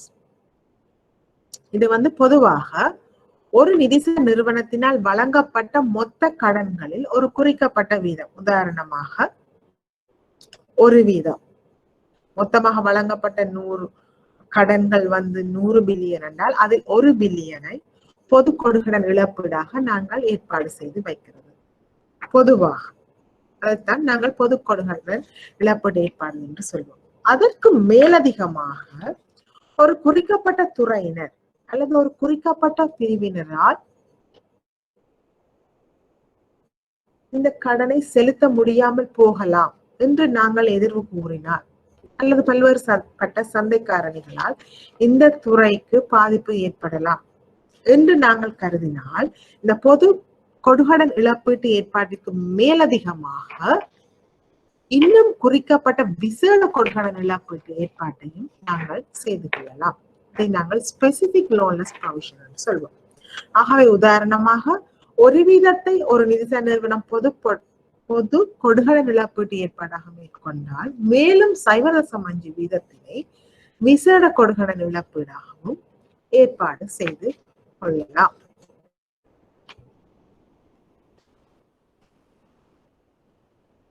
நல்லது மாணவர்களே, நாங்கள் இவ்வளவு நேரமும் கொடுகடன் இடநேர்வு என்றால் என்ன, அதன் பிரதான உப இடநேர்வுகள் என்ன, இந்த இடர் நேர்வுகளை எவ்வாறு மதிப்பீடு செய்து கொள்ளலாம், இந்த கொடுகடன் இடர் நேர்வுகளை எவ்வாறு நாங்கள் சமாளித்துக் கொள்ளலாம், இந்த கொடுகடன் இடநேர்வுகளுக்கு நாங்கள் எவ்வாறான பாதுகாப்பினை மேற்கொள்ளலாம் என்பது தொடர்பாக இவ்வளவு நேரமும் பார்த்தோம். அடுத்ததாக நாங்கள் ரிலேட்டட் பார்ட்டி டிரான்சாக்ஷன், நீங்கள் கேள்விப்பட்டிருப்பீர்கள் என்று நினைக்கின்றேன். தொடர்புடைய கட்சியினரின் கொடுக்கல் வாங்கல்கள் என்றால் என்ன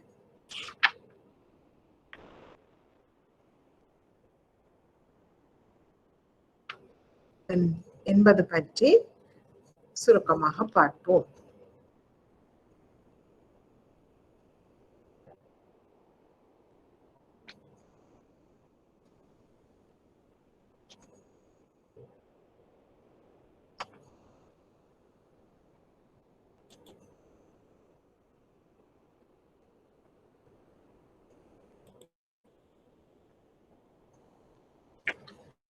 ஆகவே இந்த தொடர்புபட்ட கட்சியினரின் கொடுக்கல் வாங்கல்கள் என்றால் என்ன, ரிலேட்டட் பார்ட்டிஸ் டிரான்சாக்ஷன் என்றால் என்ன? கொடுக்கல் வாங்கல்களிற்கு முன்னரான பொதுவான ஈடுபாடு அல்லது ஏற்கனவே ஒரு தொடர்புகளினை கொண்டிருக்கும் இரு பகுதியினர்களுக்கு இடையில் இடம்பெறும் கொடுக்கல் வாங்கல்கள் தொடர்புடைய கட்சியினரின் கொடுக்கல் வாங்கல்கள் என்று கூறிக்கொள்வோம்.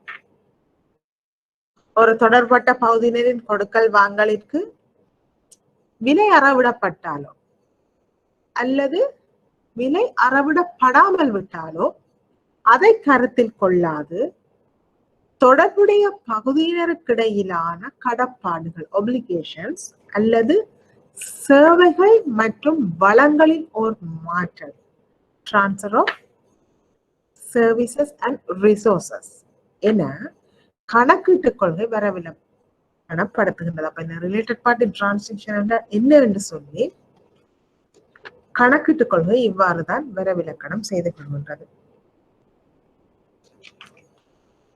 நாங்கள் இன்னும் சற்று விரிவாக பார்த்தோமேயானால் யார் இந்த தொடர்புடைய கட்சியினர்? உதாரணமாக ஒரு நிதி நிறுவனத்தை எடுத்துக்கொண்டால் அந்த நிதி நிறுவனத்தின் இயக்குனர் சபையில் உள்ள இயக்குனர்கள் அல்லது அந்த நிதி நிறுவனத்தின் சிரேஷ்ட முகாமைத்துவத்தில் உள்ள முகாமையாளர்கள் அவர்கள் தமக்கு சார்பான பகுதியினருக்கு அல்லது ஏற்கனவே தம்முடன் தொடர்புடைய பகுதியினர், உதாரணமாக தமது குடும்ப உறுப்பினர்கள், தன்னுடைய தாயார், தந்தையார், சகோதரர் அல்லது தன்னுடைய பிள்ளைகளுக்கு சார்பான சலுகைகளை வழங்குதல் அல்லது கடன்களை வழங்குதல் இவற்றைத்தான் இந்த தொடர்புடைய கட்சியினரின் கொடுக்கல் வாங்கல்கள் என்று நாங்கள் கூறிக்கொள்கின்றோம்.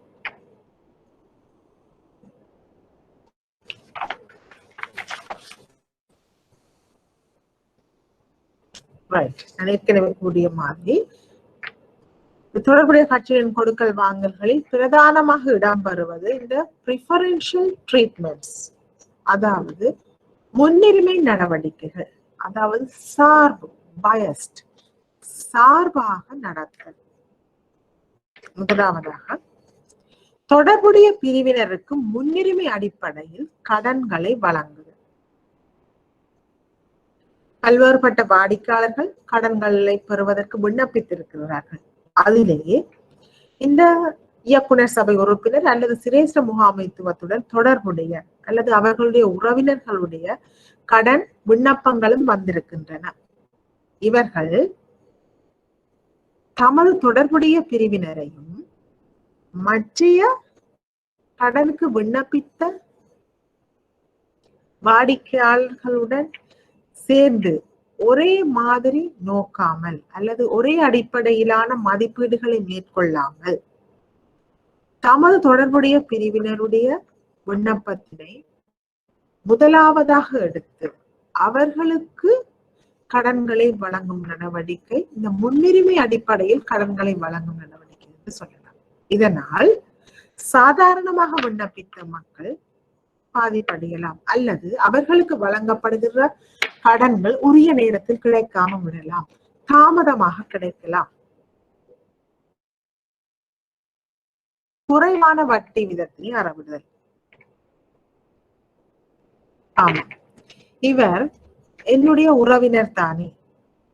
சாதாரணமாக வங்கியினால் வழங்கப்படுகின்ற தனிநபர் கடன்களுக்குரிய வட்டி வீதம் 12 வீதமாக இருக்கின்றது.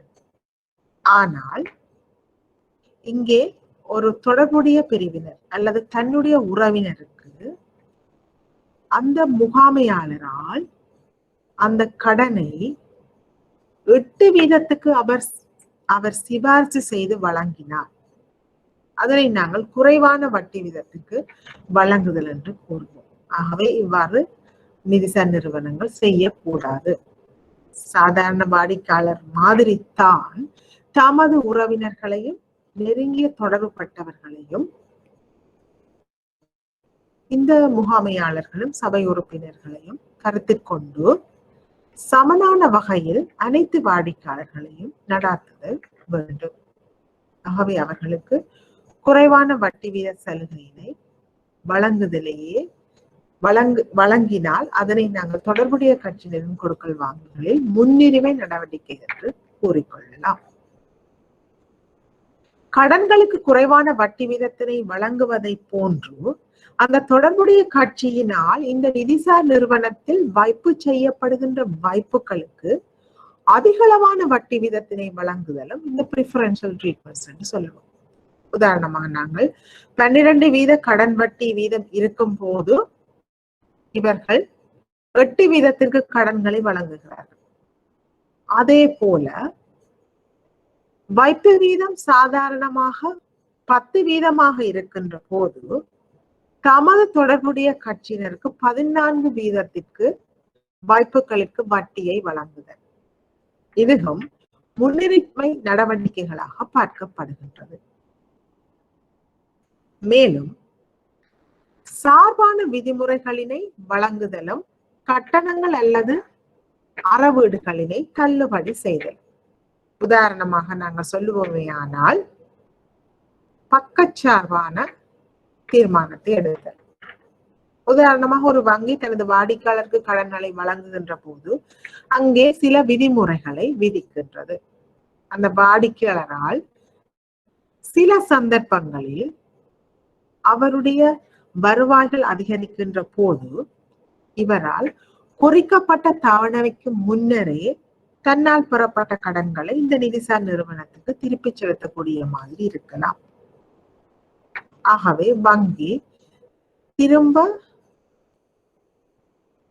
அவர் அவ்வாறு முன்னராக செலுத்தினால் வங்கிக்கு எதிர்காலத்தில் கிடைக்கும் என்று எதிர்வு கொண்ட அந்த வட்டி வருமானங்கள் குறையலாம். திரும்ப அவரால் செலுத்தப்பட்ட அந்த பணத்தினை வேறு வாடிக்கையாளர்களுக்கு மதிப்பீடு செய்து வழங்க வேண்டிய சில நிர்வாக செலவுகள் ஏற்படலாம். இதற்காக வங்கி ஏர்லி ரீபேமெண்ட் ஃபீ என்று சொல்லி ஒரு குறிக்கப்பட்ட தொகையினை 1% அல்லது 2% அல்லது 0.5% தொகையினை குறிக்கப்பட்ட தவணைக்கு முன்னராக செலுத்துகின்ற கொடுப்பனவிலிருந்து அறவீடு செய்யலாம். ஆனால் இங்கு பிரிஃபரன்ஷியல் ட்ரீட்மெண்ட்ஸ் என்று நாங்கள் பார்த்தால் இவர்கள் தமக்கு சார்பான ஆட்களுக்கு இந்த குறிக்கப்பட்ட தவணைக்கு முன்னர் செலுத்துகின்ற தொகைக்கு எந்தவித கொடுப்பனவும் செலுத்த தேவையில்லை. சாதாரண வாடிக்கையாளர்கள் 1% செலுத்த வேண்டும். ஆனால் தமக்கு சார்பான வாடிக்கையாளர்கள் எந்தவித கொடுப்பனவும் செலுத்த தேவையில்லை. அதே போன்று சில கடன்களுக்கு வாடிக்கையாளர்கள் காப்பீடுகளை எடுத்து கொடுக்க வேண்டும். இவர்கள் கூறுவார்கள் தம்முடன் தொடர்புடைய கட்சியினருக்கு இந்த காப்பீட்டு தொகை தேவையில்லை, அல்லது பிணையங்கள் தேவையில்லை, அல்லது இந்த நிர்வாக செலவு தேவையில்லை, அல்லது நிர்வாக செலவினை குறைவாக அறவீடு செய்தல். இத்தகைய பல்வேறுபட்ட சார்பான நடவடிக்கைகளை வழங்குதலும் இந்த முன்னுரிமை நடவடிக்கைகள் என்று நாங்கள் கூறிக்கொள்ளலாம். ஆகவே இவ்வாறு ஒரு நிதிசார் நிறுவனம் தொடர்புடைய கட்சியினருக்கு கொடுக்கல் வாங்கல்களை வழங்கும் போது கொடுக்கல் வாங்கல்களை வழங்கலாம்.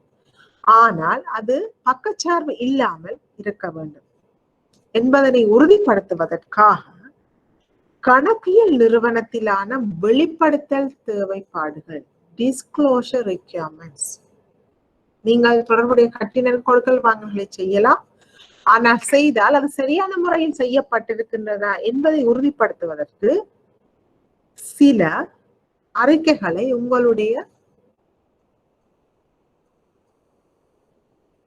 வருடாந்த அல்லது காலாண்டு அடிப்படையிலான உங்களுடைய நிதிசார் கூற்றுக்களில் அந்த தகவல்களையும் நீங்கள் வெளியீடு செய்ய வேண்டும் என்று சொல்லி கணக்கியல் நிறுவனங்கள் சில தேவைப்பாடுகளை வழங்கி இருக்கின்றன. ஆகவே இந்த நிதிசார் நிறுவனங்கள் இத்தகைய தேவைப்பாடுகளையும் பூர்த்தி செய்ய வேண்டி இருக்கின்றன. மேலும் ஒழுங்குபடுத்தல் வரையறைகள் ரெகுலேட்டரி requirements அல்லது லிமிட்டேஷன்ஸ். இவ்வாறான பக்கச்சார்பான நடவடிக்கைகள் இந்த பிரிஃபரன்ஷியல் ட்ரீட்மெண்ட்ஸை கண்ட்ரோல் பண்ணுவதற்கு கட்டுப்படுத்துவதற்காக இந்த தொடர்புடைய பிரிவினர் தொடர்பான வழிகாட்டுதல்களை இலங்கை மத்திய வங்கி வெளியிட்டிருக்கின்றது. இலங்கை மத்திய வங்கி இலங்கையில் உள்ள பதிவு செய்யப்பட்ட, அதாவது உரிமம் வழங்கப்பட்ட வங்கிகள் மற்றும் நிதி கம்பெனிகளை மேற்பார்வை செய்வதற்கு பொறுப்பாக இருக்கின்றது. ஆகவே தம்மால் உரிமம் வழங்கப்பட்ட மேற்பார்வை செய்யப்படுகின்ற இந்த நிதிசார் நிறுவனங்கள் சரியான முறையில் இந்த தொடர்புடைய கட்சியினருக்குரிய கொடுக்கல் வாங்கல்களை செய்கின்றார்களா அல்லது முன்னுரிமை நடவடிக்கைகளை கட்டுப்படுத்துவதற்காக அவர்களால் சில கொள்கைகள் வெளியிடப்பட்டிருக்கின்றது. இந்த வழிகாட்டுதல்களை நீங்கள் இலங்கை மத்திய வங்கியின் வலைத்தளத்தில் Laws and Regulations என்ற அந்த பிரிவின் கீழ் பேங்கிங் வங்கிகளுக்கு வழங்கப்பட்ட டிரெக்ஷன்ஸ் அதனூடாக சென்று நீங்கள் பார்த்து கொள்ளலாம். இது இலங்கை மத்திய வங்கியினால் அதனுடைய வலைத்தளத்தில் பப்ளிஷ் பண்ணப்பட்டிருக்கு, வெளியீடு செய்யப்பட்டிருக்கிறது. நீங்கள் கூகுள்ல போய் பார்க்கலாம். எத்தகைய இந்த ரெக்யர்மெண்ட்ஸ் ரிலேட்டட் பார்ட்டி தொடர்பாக என்னென்ன வகையான வழிகாட்டுதல்களை இலங்கை மத்திய வங்கி வெளியிட்டிருக்குது என்று சொல்லி. இதற்கு மேலதிகமாக இலங்கையின் அந்த பங்கு பரிவர்த்தனை பரிமாற்ற ஆணையம், செக்யூரிட்டிஸ் அண்ட் எக்ஸ்சேஞ்ச் பத்திரங்கள் மற்றும் பரிமாற்ற ஆணையமும் இது தொடர்பான கோட் ஆஃப் கண்டக்ட் சிறந்த நடைமுறை குறியீட்டினை வழங்கியுள்ளது. இதுவும் செக்கால பப்ளிஷ் பண்ணப்பட்டிருக்கிறது. ஆகவே நீங்கள் பத்திரங்கள் மற்றும் பரிமாற்ற ஆணைய குழுவின் வலைத்தளத்தில் சென்று நீங்கள் விரிவாக விளங்கிக் கொள்ள முடியும். இரண்டுமே பப்ளிஷ் பண்ணப்பட்டிருக்கின்றது. நல்லது மாணவர்களே, நாங்கள் இவ்வளவு நேரமும் தொடர்புடைய கட்சியினரின் கொடுக்கல் வாங்கல்கள் என்றால் என்ன, ரிலேட்டட் பார்ட்டி டிரான்சாக்ஷன் என்றால் என்ன, இது எவ்வாறு கணக்கிட்டு கொள்கை விளக்கப்படுத்துகின்றது, தொடர்புடைய கட்சியினருக்கு எவ்வகையான முன்னுரிமை நடவடிக்கைகள் இடம்பெறுகின்றது, இந்த முன்னுரிமை நடவடிக்கைகளை கட்டுப்படுத்துவதற்கு ரெகுலேட்டர்ஸ் ஒழுங்குபடுத்தினர்கள் எவ்வகையான நடவடிக்கைகளை மேற்கொண்டுள்ளார்கள் என்பது பற்றி பார்த்தோம். இப்போது நாங்கள் கொடுகடன் இடர்நேர்வை முடித்து விட்டோம். அடுத்ததாக நிதிசார் நிறுவனத்திற்கு ஏற்படுகின்ற அல்லது நிதிசார் நிறுவனத்தினால் எதிர்நோக்குகின்ற அடுத்த பிரதான இடர்நேர்வாக காணப்படுகிறது இந்த திரவத்தன்மை இடர்நேர்வு.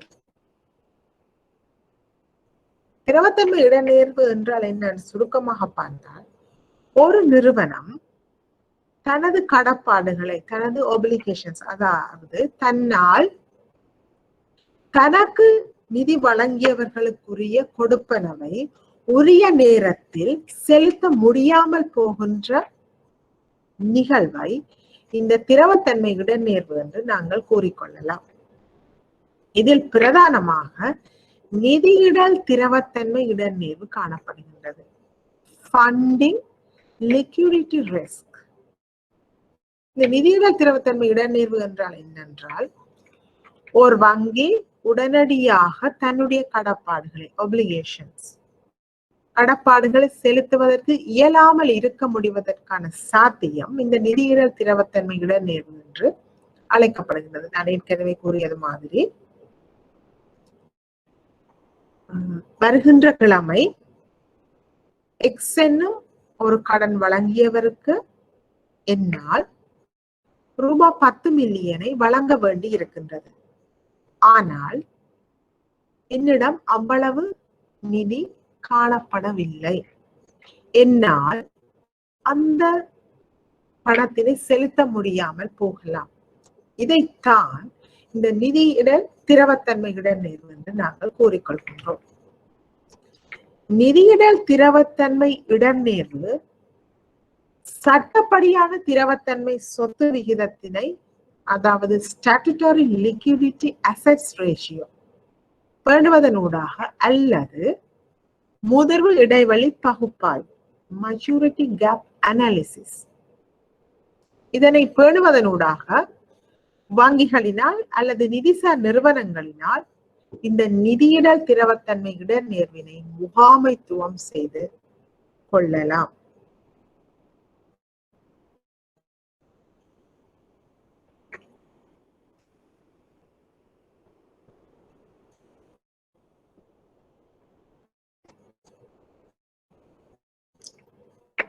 ஆகவே நாங்கள் இங்கே கூறியது போன்று இந்த நிதியியல் திரவத்தன்மை இடர் நேர்வினை பிரதானமாக இரு வழிகளால் நாங்கள் முகாமைத்துவம் செய்யலாம். ஒன்று திரவத்தன்மை சொத்து விகிதத்தினை பேணுதல், ஆக குறைந்த அளவு திரவத்தன்மை சொத்து விகிதத்தினை பேணுதல். அடுத்தது சரியான முதிர்வு இடைவெளி பகுப்பாய்வினை பேணுதல் மூலமாக நாங்கள் முகாமை செய்து கொள்ளலாம். இந்த சட்டப்படியான திரவத்தன்மை சொத்து விகிதம்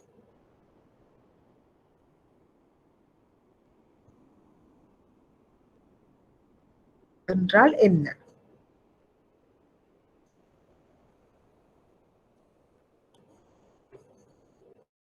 சட்டப்படியான திரவத்தன்மை சொத்து விகிதம் அவர்களுடைய கடப்பாடுகளினை சந்திப்பதற்கு குறைந்தபட்சமாக திரவத்தன்மை சொத்துக்களினை, அதாவது குறைந்தபட்சமாக இவ்வளவு அளவிலான திரவத்தன்மையான சொத்துக்களை ஒரு நிறுவனம் பேண வேண்டும் என்று சொல்லி வங்கிகளை வேண்டி நிற்கின்றது. உதாரணமாக ஒரு வங்கிக்கு கிடைத்த வைப்புகளின் தொகை 100 ரூபாய் என்று சொன்னால் வங்கியில் இந்த ஸ்டாட்டுட்டரி லிக்விடிட்டி அசெட்ஸ் ரேஷியோ 20% என்று சொன்னார். இந்த 100 ரூபாவில் 20 ரூபாவை அந்த வங்கி திரவத்தன்மை சொத்துக்களில் பேண வேண்டும். மிகுதி 80 ரூபாவை நீண்டகால கடன்கள் மற்றும் நீண்டகால முதலீடுகளில் முதலீடு செய்து கொள்ளலாம். அந்த திரவத்தன்மை சொத்துக்கள் என்றால் என்ன? அதாவது குறுகிய காலத்தில் காசாக மாற்றிக்கொள்ளக்கூடிய சொத்துக்கள். இது காசுக்கு சமனான சொத்துக்களையும் நாங்கள் திரவத்தன்மை சொத்துக்கள் என்று சொல்லுவோம்.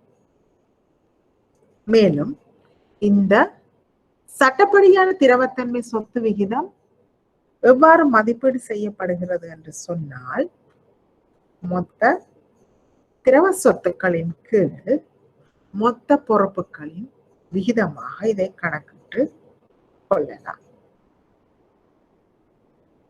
ஏற்கனவே சொன்ன உதாரணம் மாதிரி 100 ரூபாய் வாய்ப்புகளில் நாங்கள் 20 ரூபாவை 20% இந்த திரவச்சொத்து வீதம் 20 ரூபாவை நாங்கள் திரவச்சொத்து காசு மற்றும் காசுக்கு சமனான முதலீடுகளில் ஈடுபடுத்தி மிகுதி 80 ரூபாவை நாங்கள் நீண்ட கால முதலீடுகளில் முதலீடு செய்வதை குறைக்கின்றது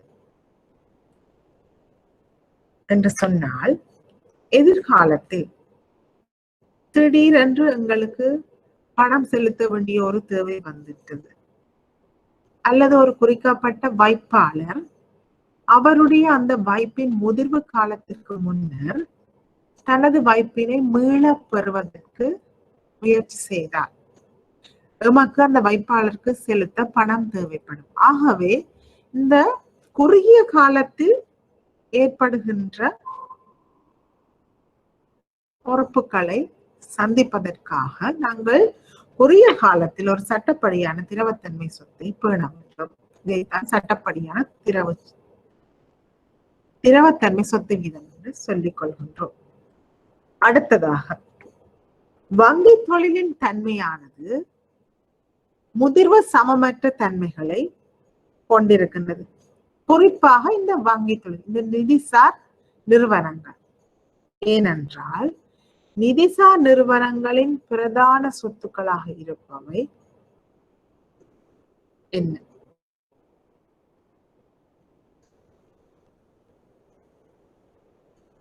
அவர்களுடைய அசையா சொத்துக்களுக்கு மேலதிகமாக நாங்கள் நிதிசார் நிறுவனத்தை கவனத்தில் கொண்டால் அவர்களால் வழங்கப்படுகின்ற கடன்கள் மற்றும் முற்பணங்கள் தான் ஒரு வங்கி நிறுவனத்துக்குரிய பிரதான சொத்தாக காணப்படுகின்றது.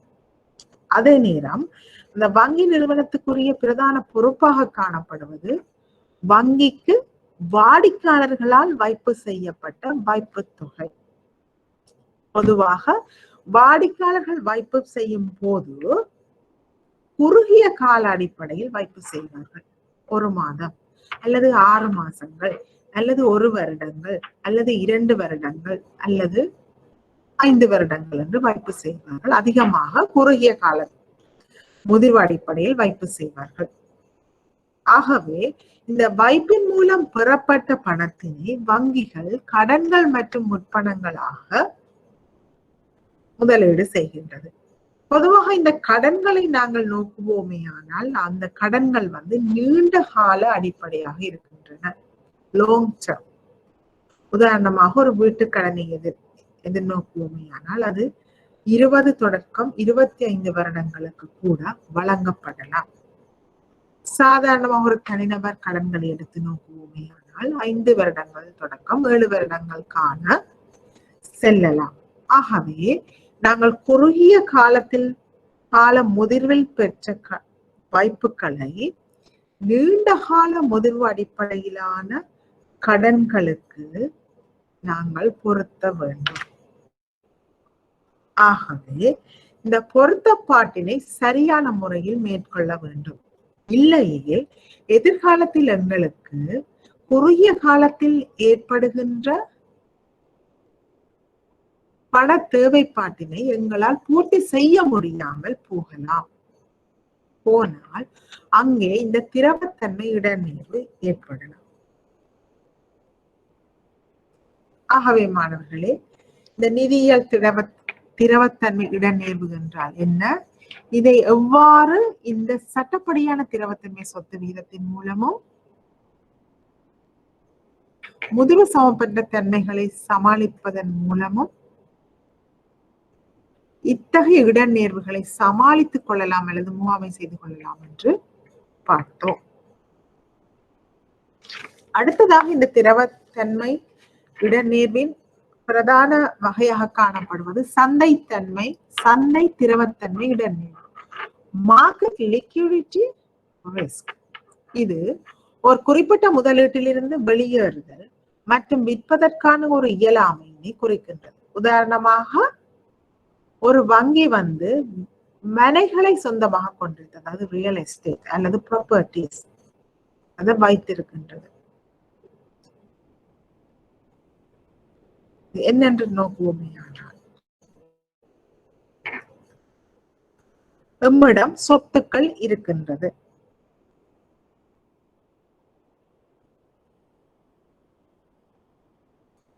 எமக்கு திடீரென்று ஒரு பண தேவை ஏற்படுகிறது. அதாவது ஒரு நிறுவனத்திற்கு திடீரென்று பண தேவை இருக்கின்றது. அதுக்கு உதாரணமாக நாங்கள் கூறலாம், ஒரு வைப்பாளர் 5 வருடங்கள் என்னும் அடிப்படையில் முதிர்வு அடிப்படையில் வைப்பினை வைப்பிலிட்டார். ஆனால் திடீரென்று அவருக்கு பணம் தேவைப்படுகின்ற சந்தர்ப்பத்தினால் அவர் அந்த டிபாசிட்ஸை வித்ட்ரோ பண்றார், தன்னுடைய வைப்பை மீளப்பெற முயற்சிக்கின்றார். ஆகவே எமக்கு அவருடைய வைப்புகளை திருப்ப செலுத்த வேண்டிய தேவை இருக்கின்றது. ஆனால் எம்மிடம் தற்போது போதிய அளவு பணம் இல்லை, திரவ சொத்துக்கள் இல்லை என்று சொன்னால் எம்மிடம் உள்ள சொத்துக்களை நாங்கள் சந்தையில் விற்பனை செய்வதன் மூலம் நாங்கள் காசை பெற்றுக் கொள்ளலாம். ஆனால் அதை உடனடியாக உரிய விலைக்கு நாங்கள் விற்கலாமா? இல்லை. ஏனென்றால் சந்தை காரணிகள் இதில் செல்வாக்கு செலுத்துகின்றன. சில நேரங்களில் எம்மிடமுள்ள சொத்துக்களுக்கு சந்தையில் தற்போது சாதகமான நிலை இல்லாம இருக்கலாம். அவ்வாறு இருந்தால் நாங்கள் அந்த சொத்துக்களை ஒரு அடிமட்ட விலை, அடிமட்ட விலையில மட்டும்தான் விற்க கூடியதாக இருக்கும். ஆகவே இவ்வாறு விற்றால் நமக்கு இதன் மூலமும் நட்டம் ஏற்படலாம். ஆகவே நமக்கு தேவைப்படுகின்ற போது எம்மிடமுள்ள சொத்துக்களை சந்தையில் விற்பனை செய்கின்ற, உரிய விலைக்கு விற்பனை செய்வதற்கு இயலாமல் போகின்ற சந்தர்ப்பத்தை இந்த சந்தை திரவத்தன்மை இடநேர்வு சுட்டி காட்டுகின்றது. இந்த சந்தை திரவத்தன்மை இடநேர்வை எவ்வாறு நாங்கள் சமாளித்துக் கொள்ளலாம் என்று நோக்குவோமையானால், ஒரு குறைந்தபட்ச திரவ சொத்தினை பெறுதல், நாங்கள் இதை ஏற்கனவே பார்த்துட்டோம்.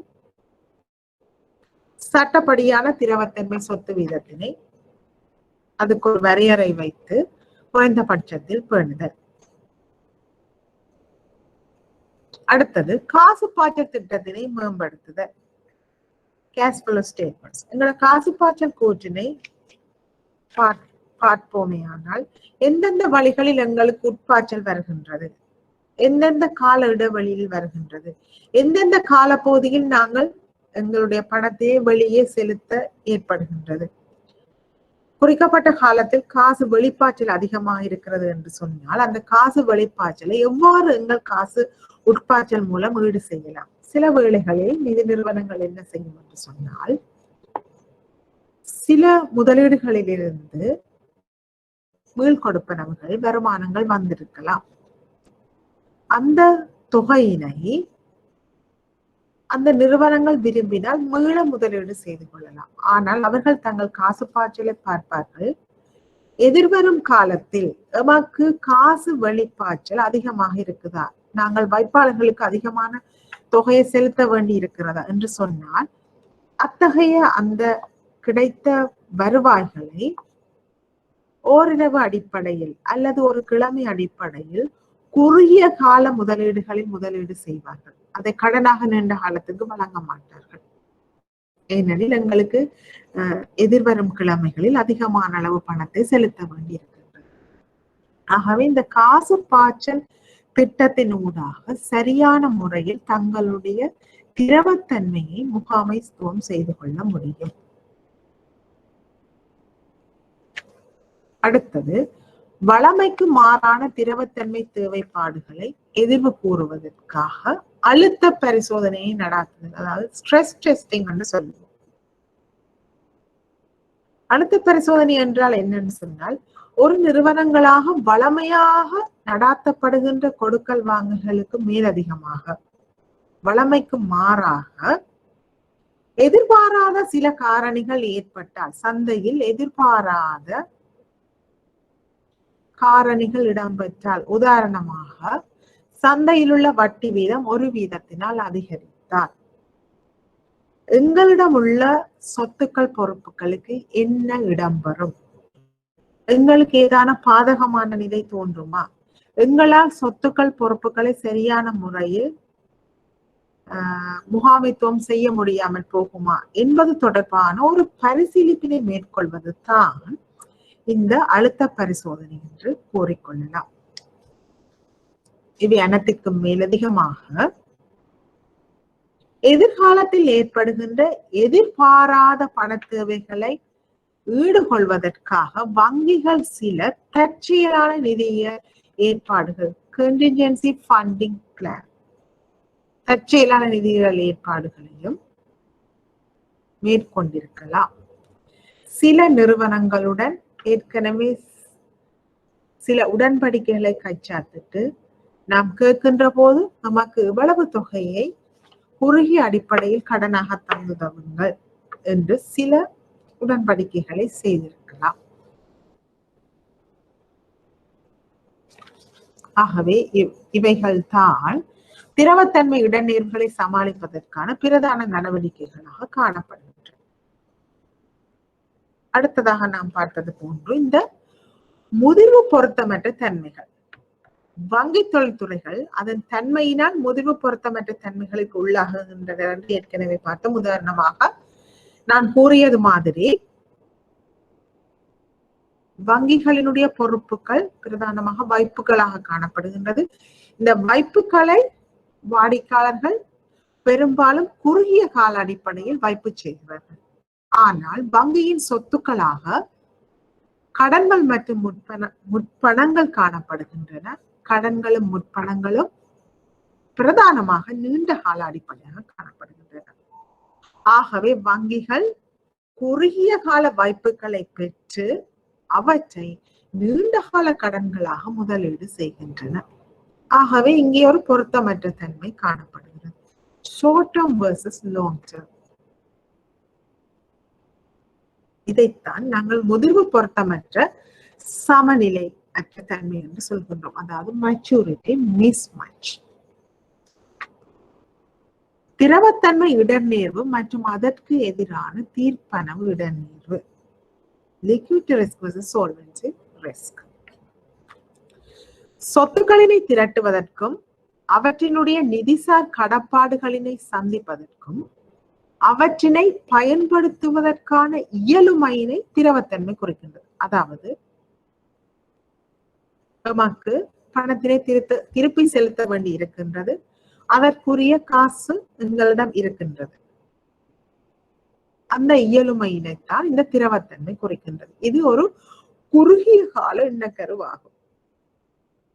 உடனடி தேவை.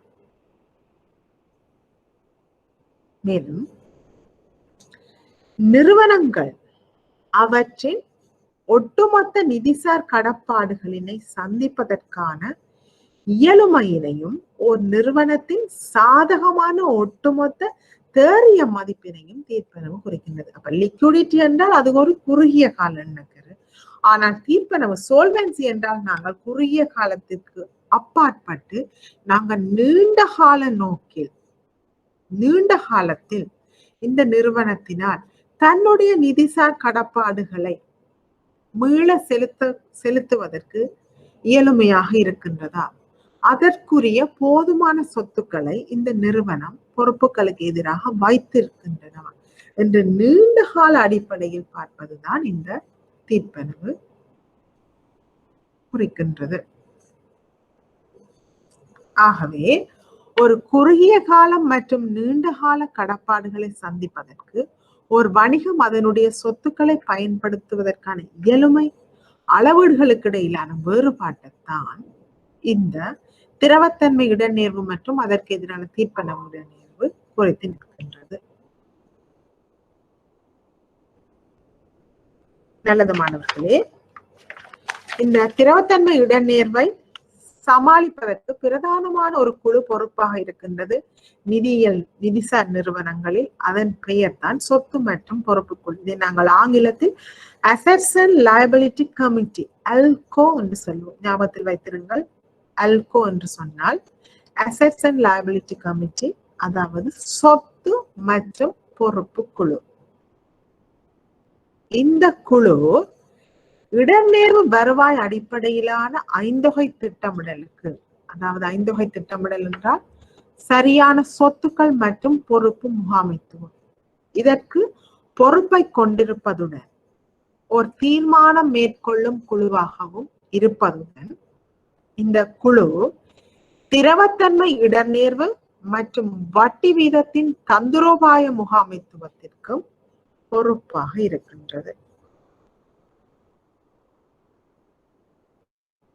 இந்த குழு இந்த அல்கோ ஒரு குறிக்கப்பட்ட கால இடைவெளிக்கு ஒரு கால் இவர்கள் கூட்டங்களை கூட்டுவார்கள். கூட்டி அங்கே பல்வேறுபட்ட விவரங்களை, ஐந்தொகையில் உள்ள சொத்துக்கள் பொறுப்புகள், சொத்துக்கள் பொறுப்புகளுக்கு இடையில் ஏதாவது பொருத்தமின்மை இருக்கின்றனவா, பொருத்தமின்மை இருந்தால் இதை எவ்வாறு நாங்கள் சமாளித்துக் கொள்ளலாம், வட்டி வீதங்களை எவ்வாறு முகாமைத்துவம் செய்யலாம், நாங்கள் கடன்களுக்கு அளவிடுகின்ற வட்டி வீதம் எங்களோட வைப்பாளர்களுக்கு வழங்குகின்ற வட்டி வீதத்தை பூர்த்தி செய்யக்கூடியதாக இருக்குமா, எங்களுடைய முதலீடுகளிலிருந்து போதிய அளவு வருமானம் எங்களுக்கு கிடைக்கின்றனவா என்பது தொடர்பான பல்வேறுபட்ட விவரங்களை இந்த குழுக்களில் கலந்துரையாடி ஒரு குறிக்கப்பட்ட கால இடைவெளி அடிப்படையில் தமது மேல்மட்ட முகாமைத்துவத்திற்கு அறிக்கையும் விடுவார்கள். இக்குழுவின் பிரதான தொழிற்பாடுகள் எவை என்று உற்று நோக்குவோம். பிரதான தொழிற்பாடுகளாக பின்வருவன காணப்படுகின்றது. நாங்கள் ஏற்கனவே கூறியது போன்று ஐந்தொகை முகாமைத்துவ கொள்கைகளின் சிறப்பான அமுலாக்கத்தினை உறுதிப்படுத்துவதற்கு, அதாவது 20% நாங்கள் குறிக்கப்பட்ட திரவத்தன்மை சொத்துக்களில் பேண வேண்டும். அதை சரியாக பேணுகிறார்களா, அல்லது குறிக்கப்பட்ட துறைக்கு 25% கடன்கள் தான் வழங்கலாம். அந்த கடன்களை சரியாக அந்த துறைக்கு வழங்கி இருக்கிறார்களா அல்லது அந்த வரையறையை மீறி இருக்கிறார்களா என்று சொல்லி ஐந்தொகை பேலன்ஸ் ஷீட் மேனேஜ்மெண்ட், ஐந்தொகை முகாமைத்துவ கொள்கைகள் சரியாக இடம்பெற்றிருக்கின்றன என்பதை உறுதிப்படுத்திக் கொள்வார்கள். அதற்கு மேலதிகமாக இந்த திரவத்தன்மை மற்றும் சந்தை இடர்நேர்வு, லிக்விடிட்டி அண்ட் மார்க்கெட் ரிஸ்க் முகாமைத்துவத்தின் அறிக்கைகளை மீளாய்வு செய்வார்கள்.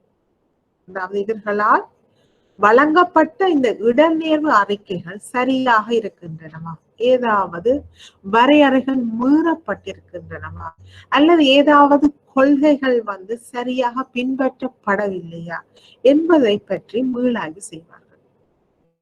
மேலும் கொடுகடன் மற்றும் வாய்ப்புகள் விலை தந்திரோபாயத்தினை மீளாய்வு செய்வார்கள். அதாவது சரியான முறையில நான் ஏற்கனவே கூறியது போன்று வட்டி வீதங்கள் நிர்ணயிக்கப்பட்டிருக்கின்றனவா, இல்லாவிடில் ஏதாவது மாற்றங்கள் தேவையா என்பது தொடர்பான தீர்மானங்களையும் எடுப்பார்கள். லாபங்களை உச்சப்படுத்துவதற்கான சரியான சொத்து மற்றும் பொறுப்பு கலவைகளை தீர்மானிப்பதற்கு, உதாரணமாக தம்மிடமுள்ள பணம் முழுவதனையும் கடன்கள் மற்றும் முற்பணங்களாக வழங்கப் போகிறார்களா, இல்லாட்டி பங்கு பத்திரங்களில் முதலீடு செய்ய போகிறார்களா, இல்லாட்டி அரச பணியங்களில் நாங்கள் முதலீடு செய்ய போகின்றோமா, இல்லாட்டி ரியல் எஸ்டேட் ஏதாவது அசைய சொத்துக்களில் நாங்கள் முதலீடு செய்ய போகின்றோமா, இவற்றில் முதலீடு செய்வதன் மூலம் நாங்கள் எந்த கலவையில் முதலீடு செய்தால் இடர்களை சமாளித்து அதிகளவான வருமானத்தை பெற்றுக் கொள்ளலாம் என்று இந்த சொத்து அசெட் அண்ட் லைபிலிட்டி டைவர்சிபிகேஷன் அல்லது அசெட் அண்ட் லைபிலிட்டி மிக்ஸ், சொத்து மற்றும் பொறுப்பு கலவைகளை தீர்மானிப்பதற்கும் இவர்கள் பொறுப்பாக இருக்கின்றார்கள். மேலும் பொருத்தமற்ற முதிர்வுகளின் முகாமைத்துவத்திற்காக பொருத்தமான நிதியிடல் ஒழுங்கமைப்பினை உறுதிப்படுத்துவதற்கு, short term versus long term, அதாவது குறுகிய காலத்தில் எங்களுக்கு கிடைக்கின்ற பணம் குறைவாக இருக்கின்றது, அவ்வாறெனில் அவற்றை எவ்வாறு நாங்கள் நிதியிட்டம் செய்வோம், ஏதாவது குறுங்கால முதலீடு செய்ய போகின்றோமா அல்லது குறுங்கால சொத்துக்களை சந்தையில் விற்பனை செய்து பணத்தினை பெறப் போகின்றோமா, அத்தகைய தீர்மானங்கள் எடுப்பதற்கும் இக்குழு பொறுப்பாக இருக்கின்றது. வட்டி வீதம் மற்றும் நாணய மாற்று இடர்நேர்வுகளினை முகாமைத்துவம் செய்வதற்கும் நாம் ஏற்கனவே பார்த்தது போன்று இந்த அல்கோ வழிகாட்டுதலை வழங்குகின்றது. நல்லது மாணவர்களை, நாங்கள் இவ்வளவு நேரமும் திரவத்தன்மை இடர்நேர்வு என்றால் என்ன, அதன் பிரிவுகள் என்ன, இந்த திரவத்தன்மை இடர்நேர்வை எவ்வாறு சமாளித்துக் கொள்ளலாம் என்பது தொடர்பாக உற்று நோக்கினோம். அடுத்து நாங்கள் இந்த கொடுகடன் இடர்நேர்வு, திரவத்தன்மை இடர்நேர்வு, இவற்றுக்கு மேலதிகமாக சந்தை இடர்நேர்வு, மார்க்கெட் ரிஸ்க் என்றால் என்னென்று சொல்லி பார்க்க போகின்றோம்.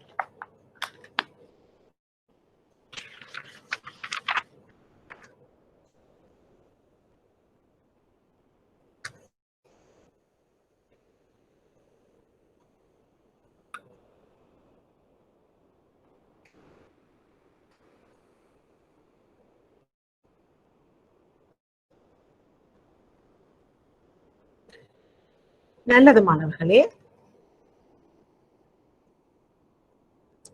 இந்த சந்தை இடர்நேர்வானது பல்வேறு காரணிகளால் ஏற்படுகின்றது. உதாரணமாக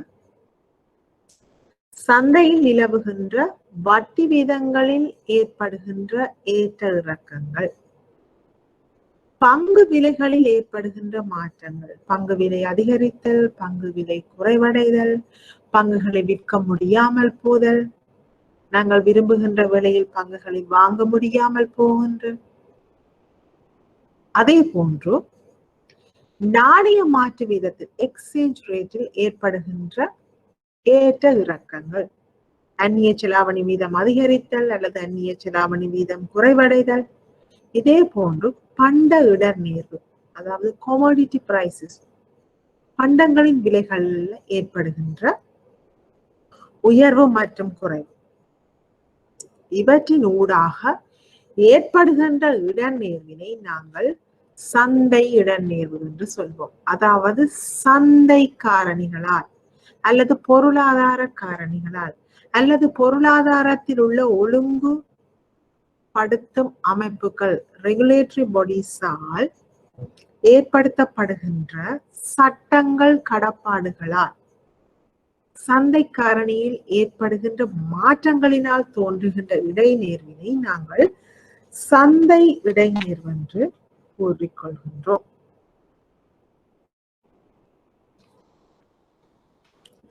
அதாவது எங்களிடம் உள்ள சொத்துக்களை உரிய நேரத்தில் சந்தையில் விற்பனை செய்யலாமா, விற்பனை செய்வதன் மூலம் லாபத்தினை ஏற்படுத்தலாம். எங்களுக்கு பணம் தேவைப்படுகின்ற போது எங்களிடம் உள்ள சொத்தை விற்கக்கூடியதாக இருக்கின்றதா, விற்கக்கூடியதாக இருந்தாலும் சரியான விலைக்கு விற்கலாமா, இல்லாது குறைந்த விலைக்கு நட்டத்துடன் விற்க வேண்டி ஏற்படுகின்றதா என்பது தொடர்பாக நிறுவனங்கள்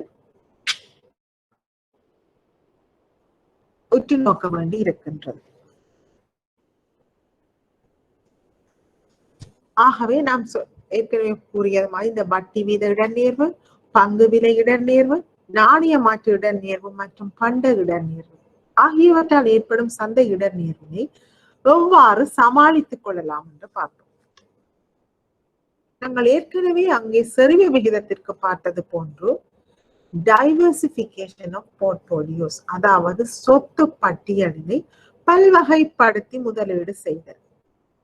ஒரு குறிக்கப்பட்ட துறை சார்பாக மட்டுமல்லாது வெவ்வேறுபட்ட துறைகளில் நாங்கள் முதலீடு செய்தல். இது வெவ்வேறுபட்ட துறையாக இருக்கலாம், வெவ்வேறுபட்ட ப்ராடக்ட்ஸ், வெவ்வேறுபட்ட நிதிசார் கருவிகளாக இருக்கலாம். உதாரணமாக எடுத்து நோக்குவோமே ஆனால், துறை என்று சொன்னால் கைத்தொழில்துறை சார்ந்த நிறுவனங்களில் 20%, சேவை சார்ந்த நிறுவனங்கள் 10%, விவசாயம் சார்ந்த நிறுவனங்கள் 30%.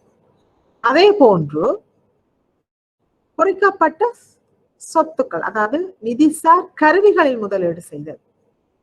பங்கு பத்திரங்களில் 25%, அரச பிணையங்களில் 70%. ஏனென்றால் அரச பிணையங்கள் இடர் குறைவானவை, அரசாங்கம் எங்களுக்கு உரிய காலத்தில் மீள செலுத்தும் என்ற நம்பிக்கை இருக்குது. என்றால் ஒரு நாடு தேவை ஏற்படுகின்ற போது நாணயங்கள் அச்சிடுவதன் மூலம் கூட திருப்பி செலுத்தக்கூடிய மாதிரி இருக்கலாம். ஆகவே 70% அரச பிணையங்களில், 20% பங்கு பத்திரங்களில், மிகுதி 10% ரியல் எஸ்டேட் அசையா சொத்துக்கள் என்று பல்வகைப்படுத்தப்பட்ட சொத்து பட்டியலில் முதலீடு செய்தல். இதற்காகத்தான் நிறுவனங்கள் தந்திரோபாய சொத்து ஒதுக்கீட்டை பேண வேண்டி இருக்கின்றது. ஸ்ட்ராட்டஜிக் அசெட்ஸ் அலோகேஷன் என்று சொல்லுவோம். ஒரு நிறுவனம் தனது முதலீட்டு கொள்கை பத்திரத்தில் இந்த தந்திரோபாய சொத்து ஒதுக்கீட்டினை உள்ளடக்கி இருக்கும். அதாவது இந்த சொத்துக்களிற்கு ஆக கூடியது நாங்கள் இவ்வளவு முதலீடு செய்யலாம், அல்லது ஆக குறைந்தது நாங்கள் இவ்வளவு தான் முதலீடு செய்யலாம் என்று சொல்லி ஏற்கனவே கொள்கைகள் வகுக்கப்பட்டிருக்கும். ஆகவே நிறுவனங்கள் அந்த கொள்கை அடிப்படையில் தமது சொத்துக்களை முதலீடு செய்ய வேண்டி இருக்கின்றது. அடுத்ததான ஒரு சமாளிக்கும் கருவியாக இந்த ஹெட்ஜிங் உத்தியை பாவிக்கலாம். ஹெட்ஜிங் நீங்கள் விரிவாக பைனான்சியல் இன்ஸ்ட்ருமெண்ட்ஸ், நிதிசார் கருவிகள் என்னும் பாடத்தில் படிப்பீர்கள். இருந்தாலும் இந்த ஹெட்ஜிங் நாங்கள் ஆங்கிலத்தில் டெரிவேட்டிவ் இன்ஸ்ட்ருமெண்ட்ஸ் என்று சொல்லுவோம். அதனூடாக இந்த இடநேர்வினை சமாளித்துக் கொள்ளலாம். உதாரணமாக நீங்கள் உங்கள் அனைவருக்கும் காப்புறுதி நல்ல பரிச்சயமாக இருக்கும். அப்ப நாங்கள் எங்களுக்கு ஏற்படுகின்ற இழப்புகளுக்கு எதிராக காப்பீடு செய்வது போலத்தான் எதிர்காலத்தில் சந்தை காரணிகளால் எங்களுக்கு ஏற்படுகின்ற சில சந்தை இடநேர்வுகளில் இருந்து காப்பீடு செய்தல் அல்லது முன்னெச்சரிக்கையாக இருத்தல், அதற்கான சில முதலீடுகளில் நாங்கள் முதலீடு செய்வதைத்தான் இந்த ஹெட்ஜிங் உத்தி சொல்லுது. இதற்கு உதாரணமாக நாங்கள் ஆப்ஷன்ஸ் சொல்லலாம். ஆப்ஷன்ஸ் என்றது 2 வகை, கால் ஆப்ஷன், புட் ஆப்ஷன். அதாவது right to buy and right to sell. ஒரு முதலீட்டாளருக்கு அவர் விரும்பினால் அந்த சொத்தை விற்கலாம். அவர் விரும்பினால் அந்த சொத்தை வாங்கலாம், வாங்காமலும் விடலாம். சோ இந்த வகையான முதலீடுகளில் முன்னெச்சரிக்கையான சில முதலீடுகளை மேற்கொள்வதுதான் இந்த ஹெட்ஜிங் உத்தி என்று சொல்லப்படுகிறது. ஆகவே பல்வகைப்படுத்தப்பட்ட சொத்து பட்டியலில் முதலீடு செய்தல், ஹெட்ஜிங் உத்தியை பாவித்து சில டிரைவேட்டிவ் இன்ஸ்ட்ருமெண்ட்ஸில் முதலீடு செய்தல் போன்றவற்றின் ஊடாக இந்த சந்தை இடர்நேர்வினை சமாளித்துக் கொள்ள முடியும். நல்லது மாணவர்களே, நாங்கள் இவ்வளவு நேரமும் நிதிசார் நிறுவனங்களினால் ஏற்படுகின்ற இடர்நேர்வுகளை பற்றி பார்த்தோம். அந்த வகையில் கொடுகடன் இடர்நேர்வு, திரவத்தன்மை இடர்நேர்வு, சந்தை இடர்நேர்வு ஆகிய 3 பிரதான இடர்நேர்வுகளை பற்றியும் அவற்றினை எவ்வாறு சமாளிக்கலாம் என்பது பற்றியும் இவ்வளவு நேரமும் பார்த்தோம். இனி நாங்கள் இந்த இடர்நேர்வு அடிப்படையிலான மூலதனம் என்றால் என்னென்று பார்ப்போம். ரிஸ்க் பேஸ்ட் கேபிட்டல் என்று நாங்கள் ஆங்கிலத்தில் சொல்வோம். இந்த இடர்நேர்வு அடிப்படையிலான மூலதனம் என்றால் இவை நிதிசார் நிறுவனங்களுக்கான அதன் அளவு மற்றும் இடர்நேர்வு சுயவிவரத்துடன் தொடர்பான ஒட்டுமொத்தமான வணிக செயற்பாடுகளுக்கு உதவி செய்வதற்காக பொருத்தமான குறைந்தபட்ச மினிமம் கேபிட்டல் அமௌண்ட், குறைந்தபட்ச மூலதனத்தினை அளவீடு செய்யும் முறையாகும். அதாவது இலங்கை மத்திய வங்கியினால் வங்கிகள் மற்றும் நிதி நிறுவனங்களுக்கு இந்த இடர்நேர்வு அடிப்படையிலான மூலதனத்தினை எவ்வாறு கணிப்பிட்டுக் கொள்வது தொடர்பான ஒழுங்கு விதிகள் வழங்கப்பட்டிருக்கின்றன. அந்த ஒழுங்கு விதிகளுக்கு அடிப்படையில் அவர்கள் ஆக குறைந்த அளவில் எவ்வளவு மூலதனத்தினை பேண வேண்டும் என்று சொல்லி கணிப்பிட்டுக் கொள்வார்கள். இம்மூலதனம் ஒரு கம்பெனியினால் எடுக்கக்கூடிய இடர்நேர்வுகளின் அளவினை வரையறுக்கின்றது. அதாவது அதிக அளவு இடர்நேர்வு அளவினை கொண்ட ஓர் கம்பெனிக்கு அதிக அளவிலான மூலதன தேவைப்பாடு காணப்படுகின்றது. ஆகவே உதாரணமாக சொல்லுவோமேயானால் வங்கிகள் தமது வாடிக்கையாளர்களை மதிப்பீடு செய்வதற்கு ஒரு பிரதான கருவியாக இந்த கிரெடிட் ரேட்டிங்ஸ் கருத்துல கொள்ளினோம். அதாவது கடன் மதிப்பீடு வெளியில உள்ள பிரபல்யம் வாய்ந்த ரேட்டிங் ஏஜென்சியால இந்த கடன் மதிப்பீடுகள் வழங்கப்பட்டிருக்கின்றது. ஆகவே கம்பெனிகள் தமது கொள்கை பத்திரத்தில் ஆக குறைந்தது இந்த ratings AAA, AA+, A-, BBB+ என்று பல்வேறுபட்ட வகைகளில் இருக்கும். ஆனால் கொள்கை பத்திரங்களில் இவர்கள் வரையறை செய்திருப்பார்கள் இந்த நிதி நிறுவனத்தினால் குறிக்கப்பட்ட ரேட்டிங்குக்கு மேல உள்ள வாடிக்கையாளர்களுக்கு மட்டும்தான் கடன்களை வழங்கலாம் என்று சொல்லி. ஆகவே நாங்கள் ஒரு வாடிக்கையாளர்கள் எடுத்து நோக்குவோம், அந்த வாடிக்கையாளர் அந்த ரேட்டிங்ஸில் ஆக குறைந்த மட்டத்தில் இருக்கிறார் என்று சொன்னால் அவர் அதிக அளவான மூலதனத்தை பேண வேண்டும். இல்ல அவரால் வழங்கப்பட்ட கடன்கள் எல்லாம் AAA, அதாவது மிகவும் நல்ல ரேட்டிங்கை கொண்ட கம்பெனிகளுக்கு வழங்கப்பட்டிருக்கு என்று சொன்னால் அவர் கொஞ்சம் குறைந்தளவான மூலதனத்தினை பேணலாம். அதுதான் இது சுட்டி நிற்கின்றது. அதாவது அதிக அளவு இடநேர்வு அளவினை கொண்ட ஒரு கம்பெனிக்கு அதிக அளவிலான மூலதனத்தினை கொண்டிருப்பதற்கு அக்கம்பெனியை வேண்டிக் கொள்கின்றது. ஆகவே இதன் மறுகருத்து என்னவெனில் குறைந்த அளவு இடநேர்வு அளவினை கொண்ட கம்பெனி கொஞ்சம் குறைந்த அளவிலான மூலதனத்தை கொண்டிருப்பதற்கு வேண்டிக் கொள்ளப்படலாம். மூலதனம் தீர்க்க முடியாத நிலைமைக்கு எதிராக ஒரு கம்பெனிக்கு ஒரு ஆணையினை வழங்குவதாக. ஒரு நிறுவனம் ஏன் இந்த மூலதனத்தினை பேண வேண்டும்? எதிர்பாராத காரணிகளால் அந்த கம்பெனிக்கு தனது கடப்பாடுகளை பூர்த்தி செய்ய முடியாமல் போகின்ற சந்தர்ப்பத்தில் இந்த மூலதனம் அந்த கம்பெனியின் உரிமையாளர்களால் வழங்கப்பட்டது. ஆகவே இந்த மூலதனத்தின் மூலம் அந்த கடப்பாடுகளை தீர்த்து கொள்ளக்கூடிய நிலைமை இருக்கும்.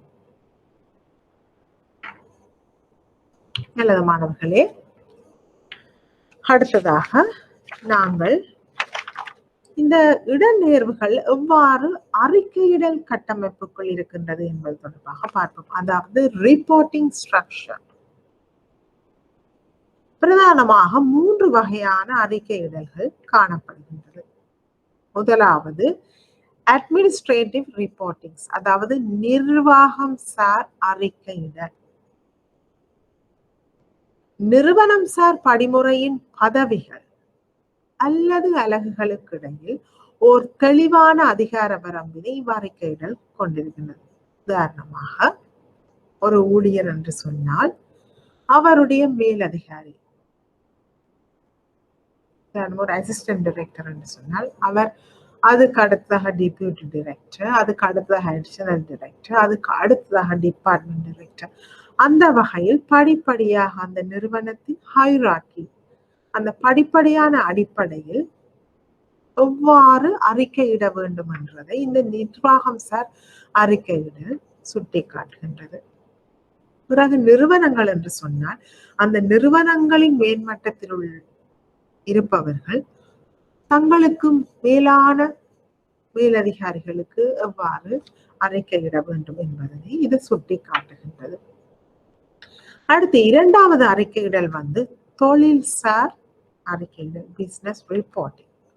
இது தொழிற்பாடுகளின் விசேட தன்மையின் அடிப்படையிலான வேறுபட்ட முகாமைத்துவ மட்டங்களில் பதவிகளுக்கு அல்லது அலகுகளுக்கு இடையில் சில நேரம் 2 திணைக்களங்கள் தங்கள் திணைக்களங்களுக்கு இடையில் சில அறிக்கையிடல், உதாரணமாக investment division, risk management division. Risk management divisions கொள்கைகளில் ஏற்பட்ட ஏதாவது மாற்றங்கள் அல்லது அவர்களால் அமைக்கப்பட்ட வரையறைகளில் ஏதாவது மாற்றங்களை அவர்கள் இந்த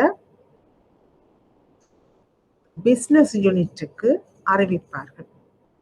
அதே நேரம் இந்த தொழிற்பாட்டு அலகுகள் தங்களால் மேற்கொள்ளப்பட்ட முதலீட்டு தொடர்பான தகவல்களை இந்த முகாமைத்துவ பிரிவுக்கு அறிக்கையிடுவார்கள். ஆகவே இதைத்தான் வேறுபட்ட முகாமைத்துவ மட்டங்களில் பதவிகளுக்கு அல்லது அலகுகளுக்கு இடையில் ஒரு தொடர்பினை அறிக்கையிடல் குறிக்கின்றது.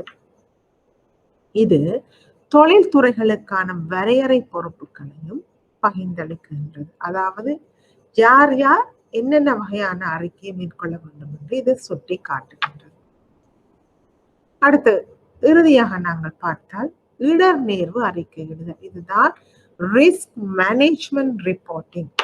முக்கியமான பிரச்சனைகளை அல்லது முக்கியமான இடர் நேர்வுகளை, முக்கியமான சவால்களை ஆரம்பத்திலே அடையாளம் காண்பதுடன் அவற்றினை தொடர்புடைய விளைவுகளை ஒப்பீடு செய்யும் நோக்கத்திற்காக வெளியீடுகளில் இடையேயுள்ள முகாமைத்துவ தகவல் பரிமாற்றம். உதாரணமாக ஒரு தொழிற்பாட்டு நிறுவனம் தாம் செய்யும் டே டு டே ஆபரேஷன், நாளாந்த நடவடிக்கைகளில் சில இடர்நேர்வுகளை சந்தித்திருக்கு என்று சொன்னால் அதனை தமக்கு உரிய ஆக்களுக்கு அறிக்கையிட வேண்டும். மேலதிகாரிகளாக இருக்கலாம் அல்லது இடர் முகாமைத்துவ திணைக்களத்துக்கும் அவர்கள் அறிக்கையிடலாம்.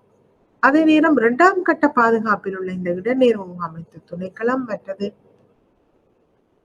ஒத்துப்போம் இந்த கம்ப்ளைன்ஸ் யூனிட், அவர்களால் கூட சில இடர்நேர்வுகளை அடையாளம் காணக்கூடியதாக இருக்கலாம் அல்லது சில வரையறை மீறல்களை அல்லது சில கொள்கைகளை பின்பற்றாமை போன்ற விடயங்களை அவர்கள் அடையாளம் காணப்பட்டால் அதை உரியவர்களுக்கு உடனடியாக அறிக்கையிடுதல். இவற்றைத்தான் இந்த இடர்நேர்வு அறிக்கையிடுதல் சுட்டி காட்டுகின்றது. மாணவர்களே,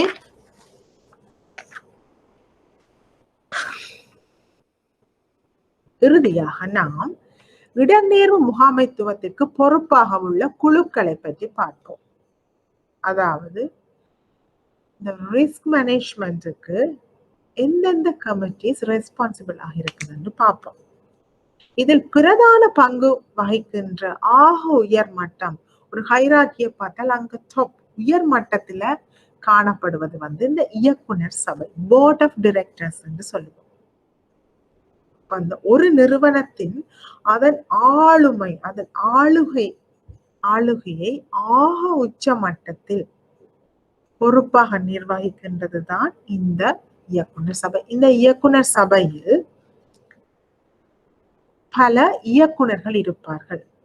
இலங்கையை பொறுத்த மட்டில் நிதி நிறுவனங்களுக்கு அவர்களின் இத்தகைய குழுக்கள் எவ்வாறு இருக்க வேண்டும், இந்த குழுக்களில் யார் யார் அங்கத்துவம் வகிக்க வேண்டும், அங்கத்துவம் வகிக்க வேண்டிய ஆக குறைந்த நபர்களின் எண்ணிக்கை, ஆக கூடிய நபர்களின் எண்ணிக்கை, அவர்களின் வயதெல்லை, இவர்கள் எந்த கால அடிப்படையில் கூட்டங்களை நடத்த வேண்டும், அந்த கூட்டங்களை எவ்வாறு அறிக்கையிட வேண்டும் என்பது தொடர்பான விதிமுறைகளையும் வழிகாட்டுதல்களையும் இலங்கை மத்திய வங்கி காலத்துக்கு காலம் வழங்குகின்றது.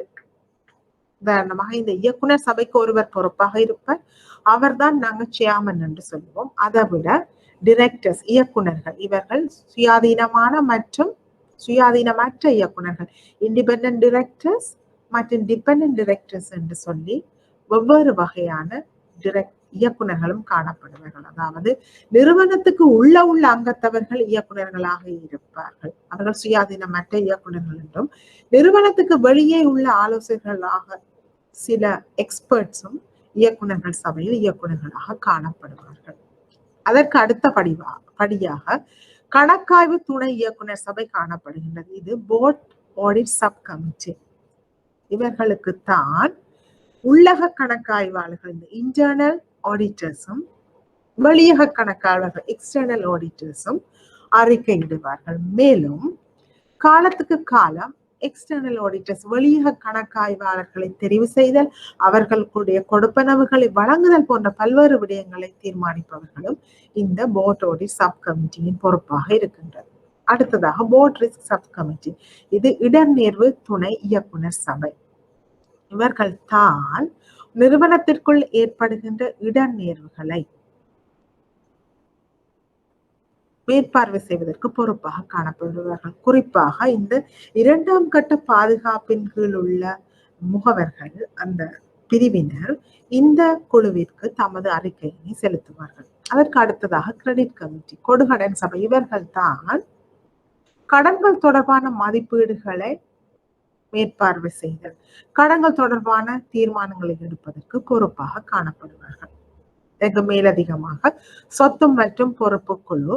இந்த சபை தொடர்பாக நாங்கள் திரவத்தன்மை இடர்நேர்வு முகாமைத்துவத்தில் விரிவாக பார்த்துவிட்டோம்.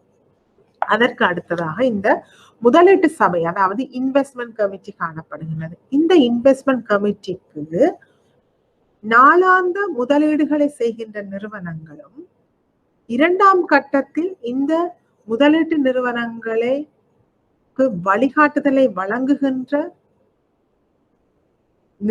திணைக்களங்களும் இந்த குழுவிற்கு அறிக்கையிடுவார்கள்.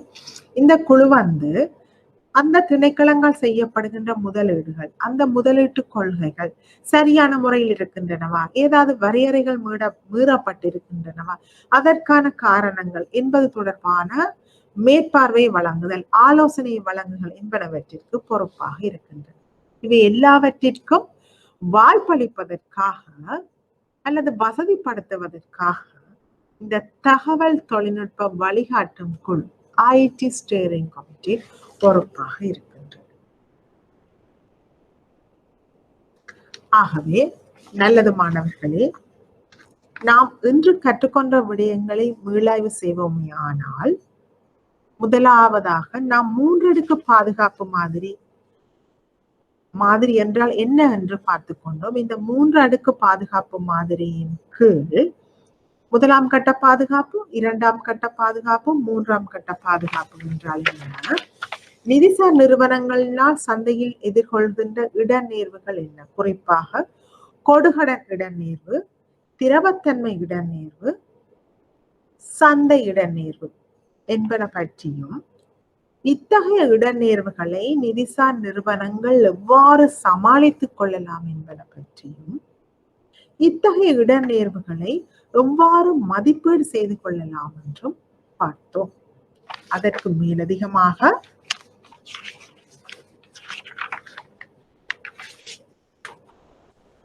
இந்த இடர்நேர்வு அடிப்படையிலான மூலதனம் என்றால் என்ன என்று பார்த்தோம்.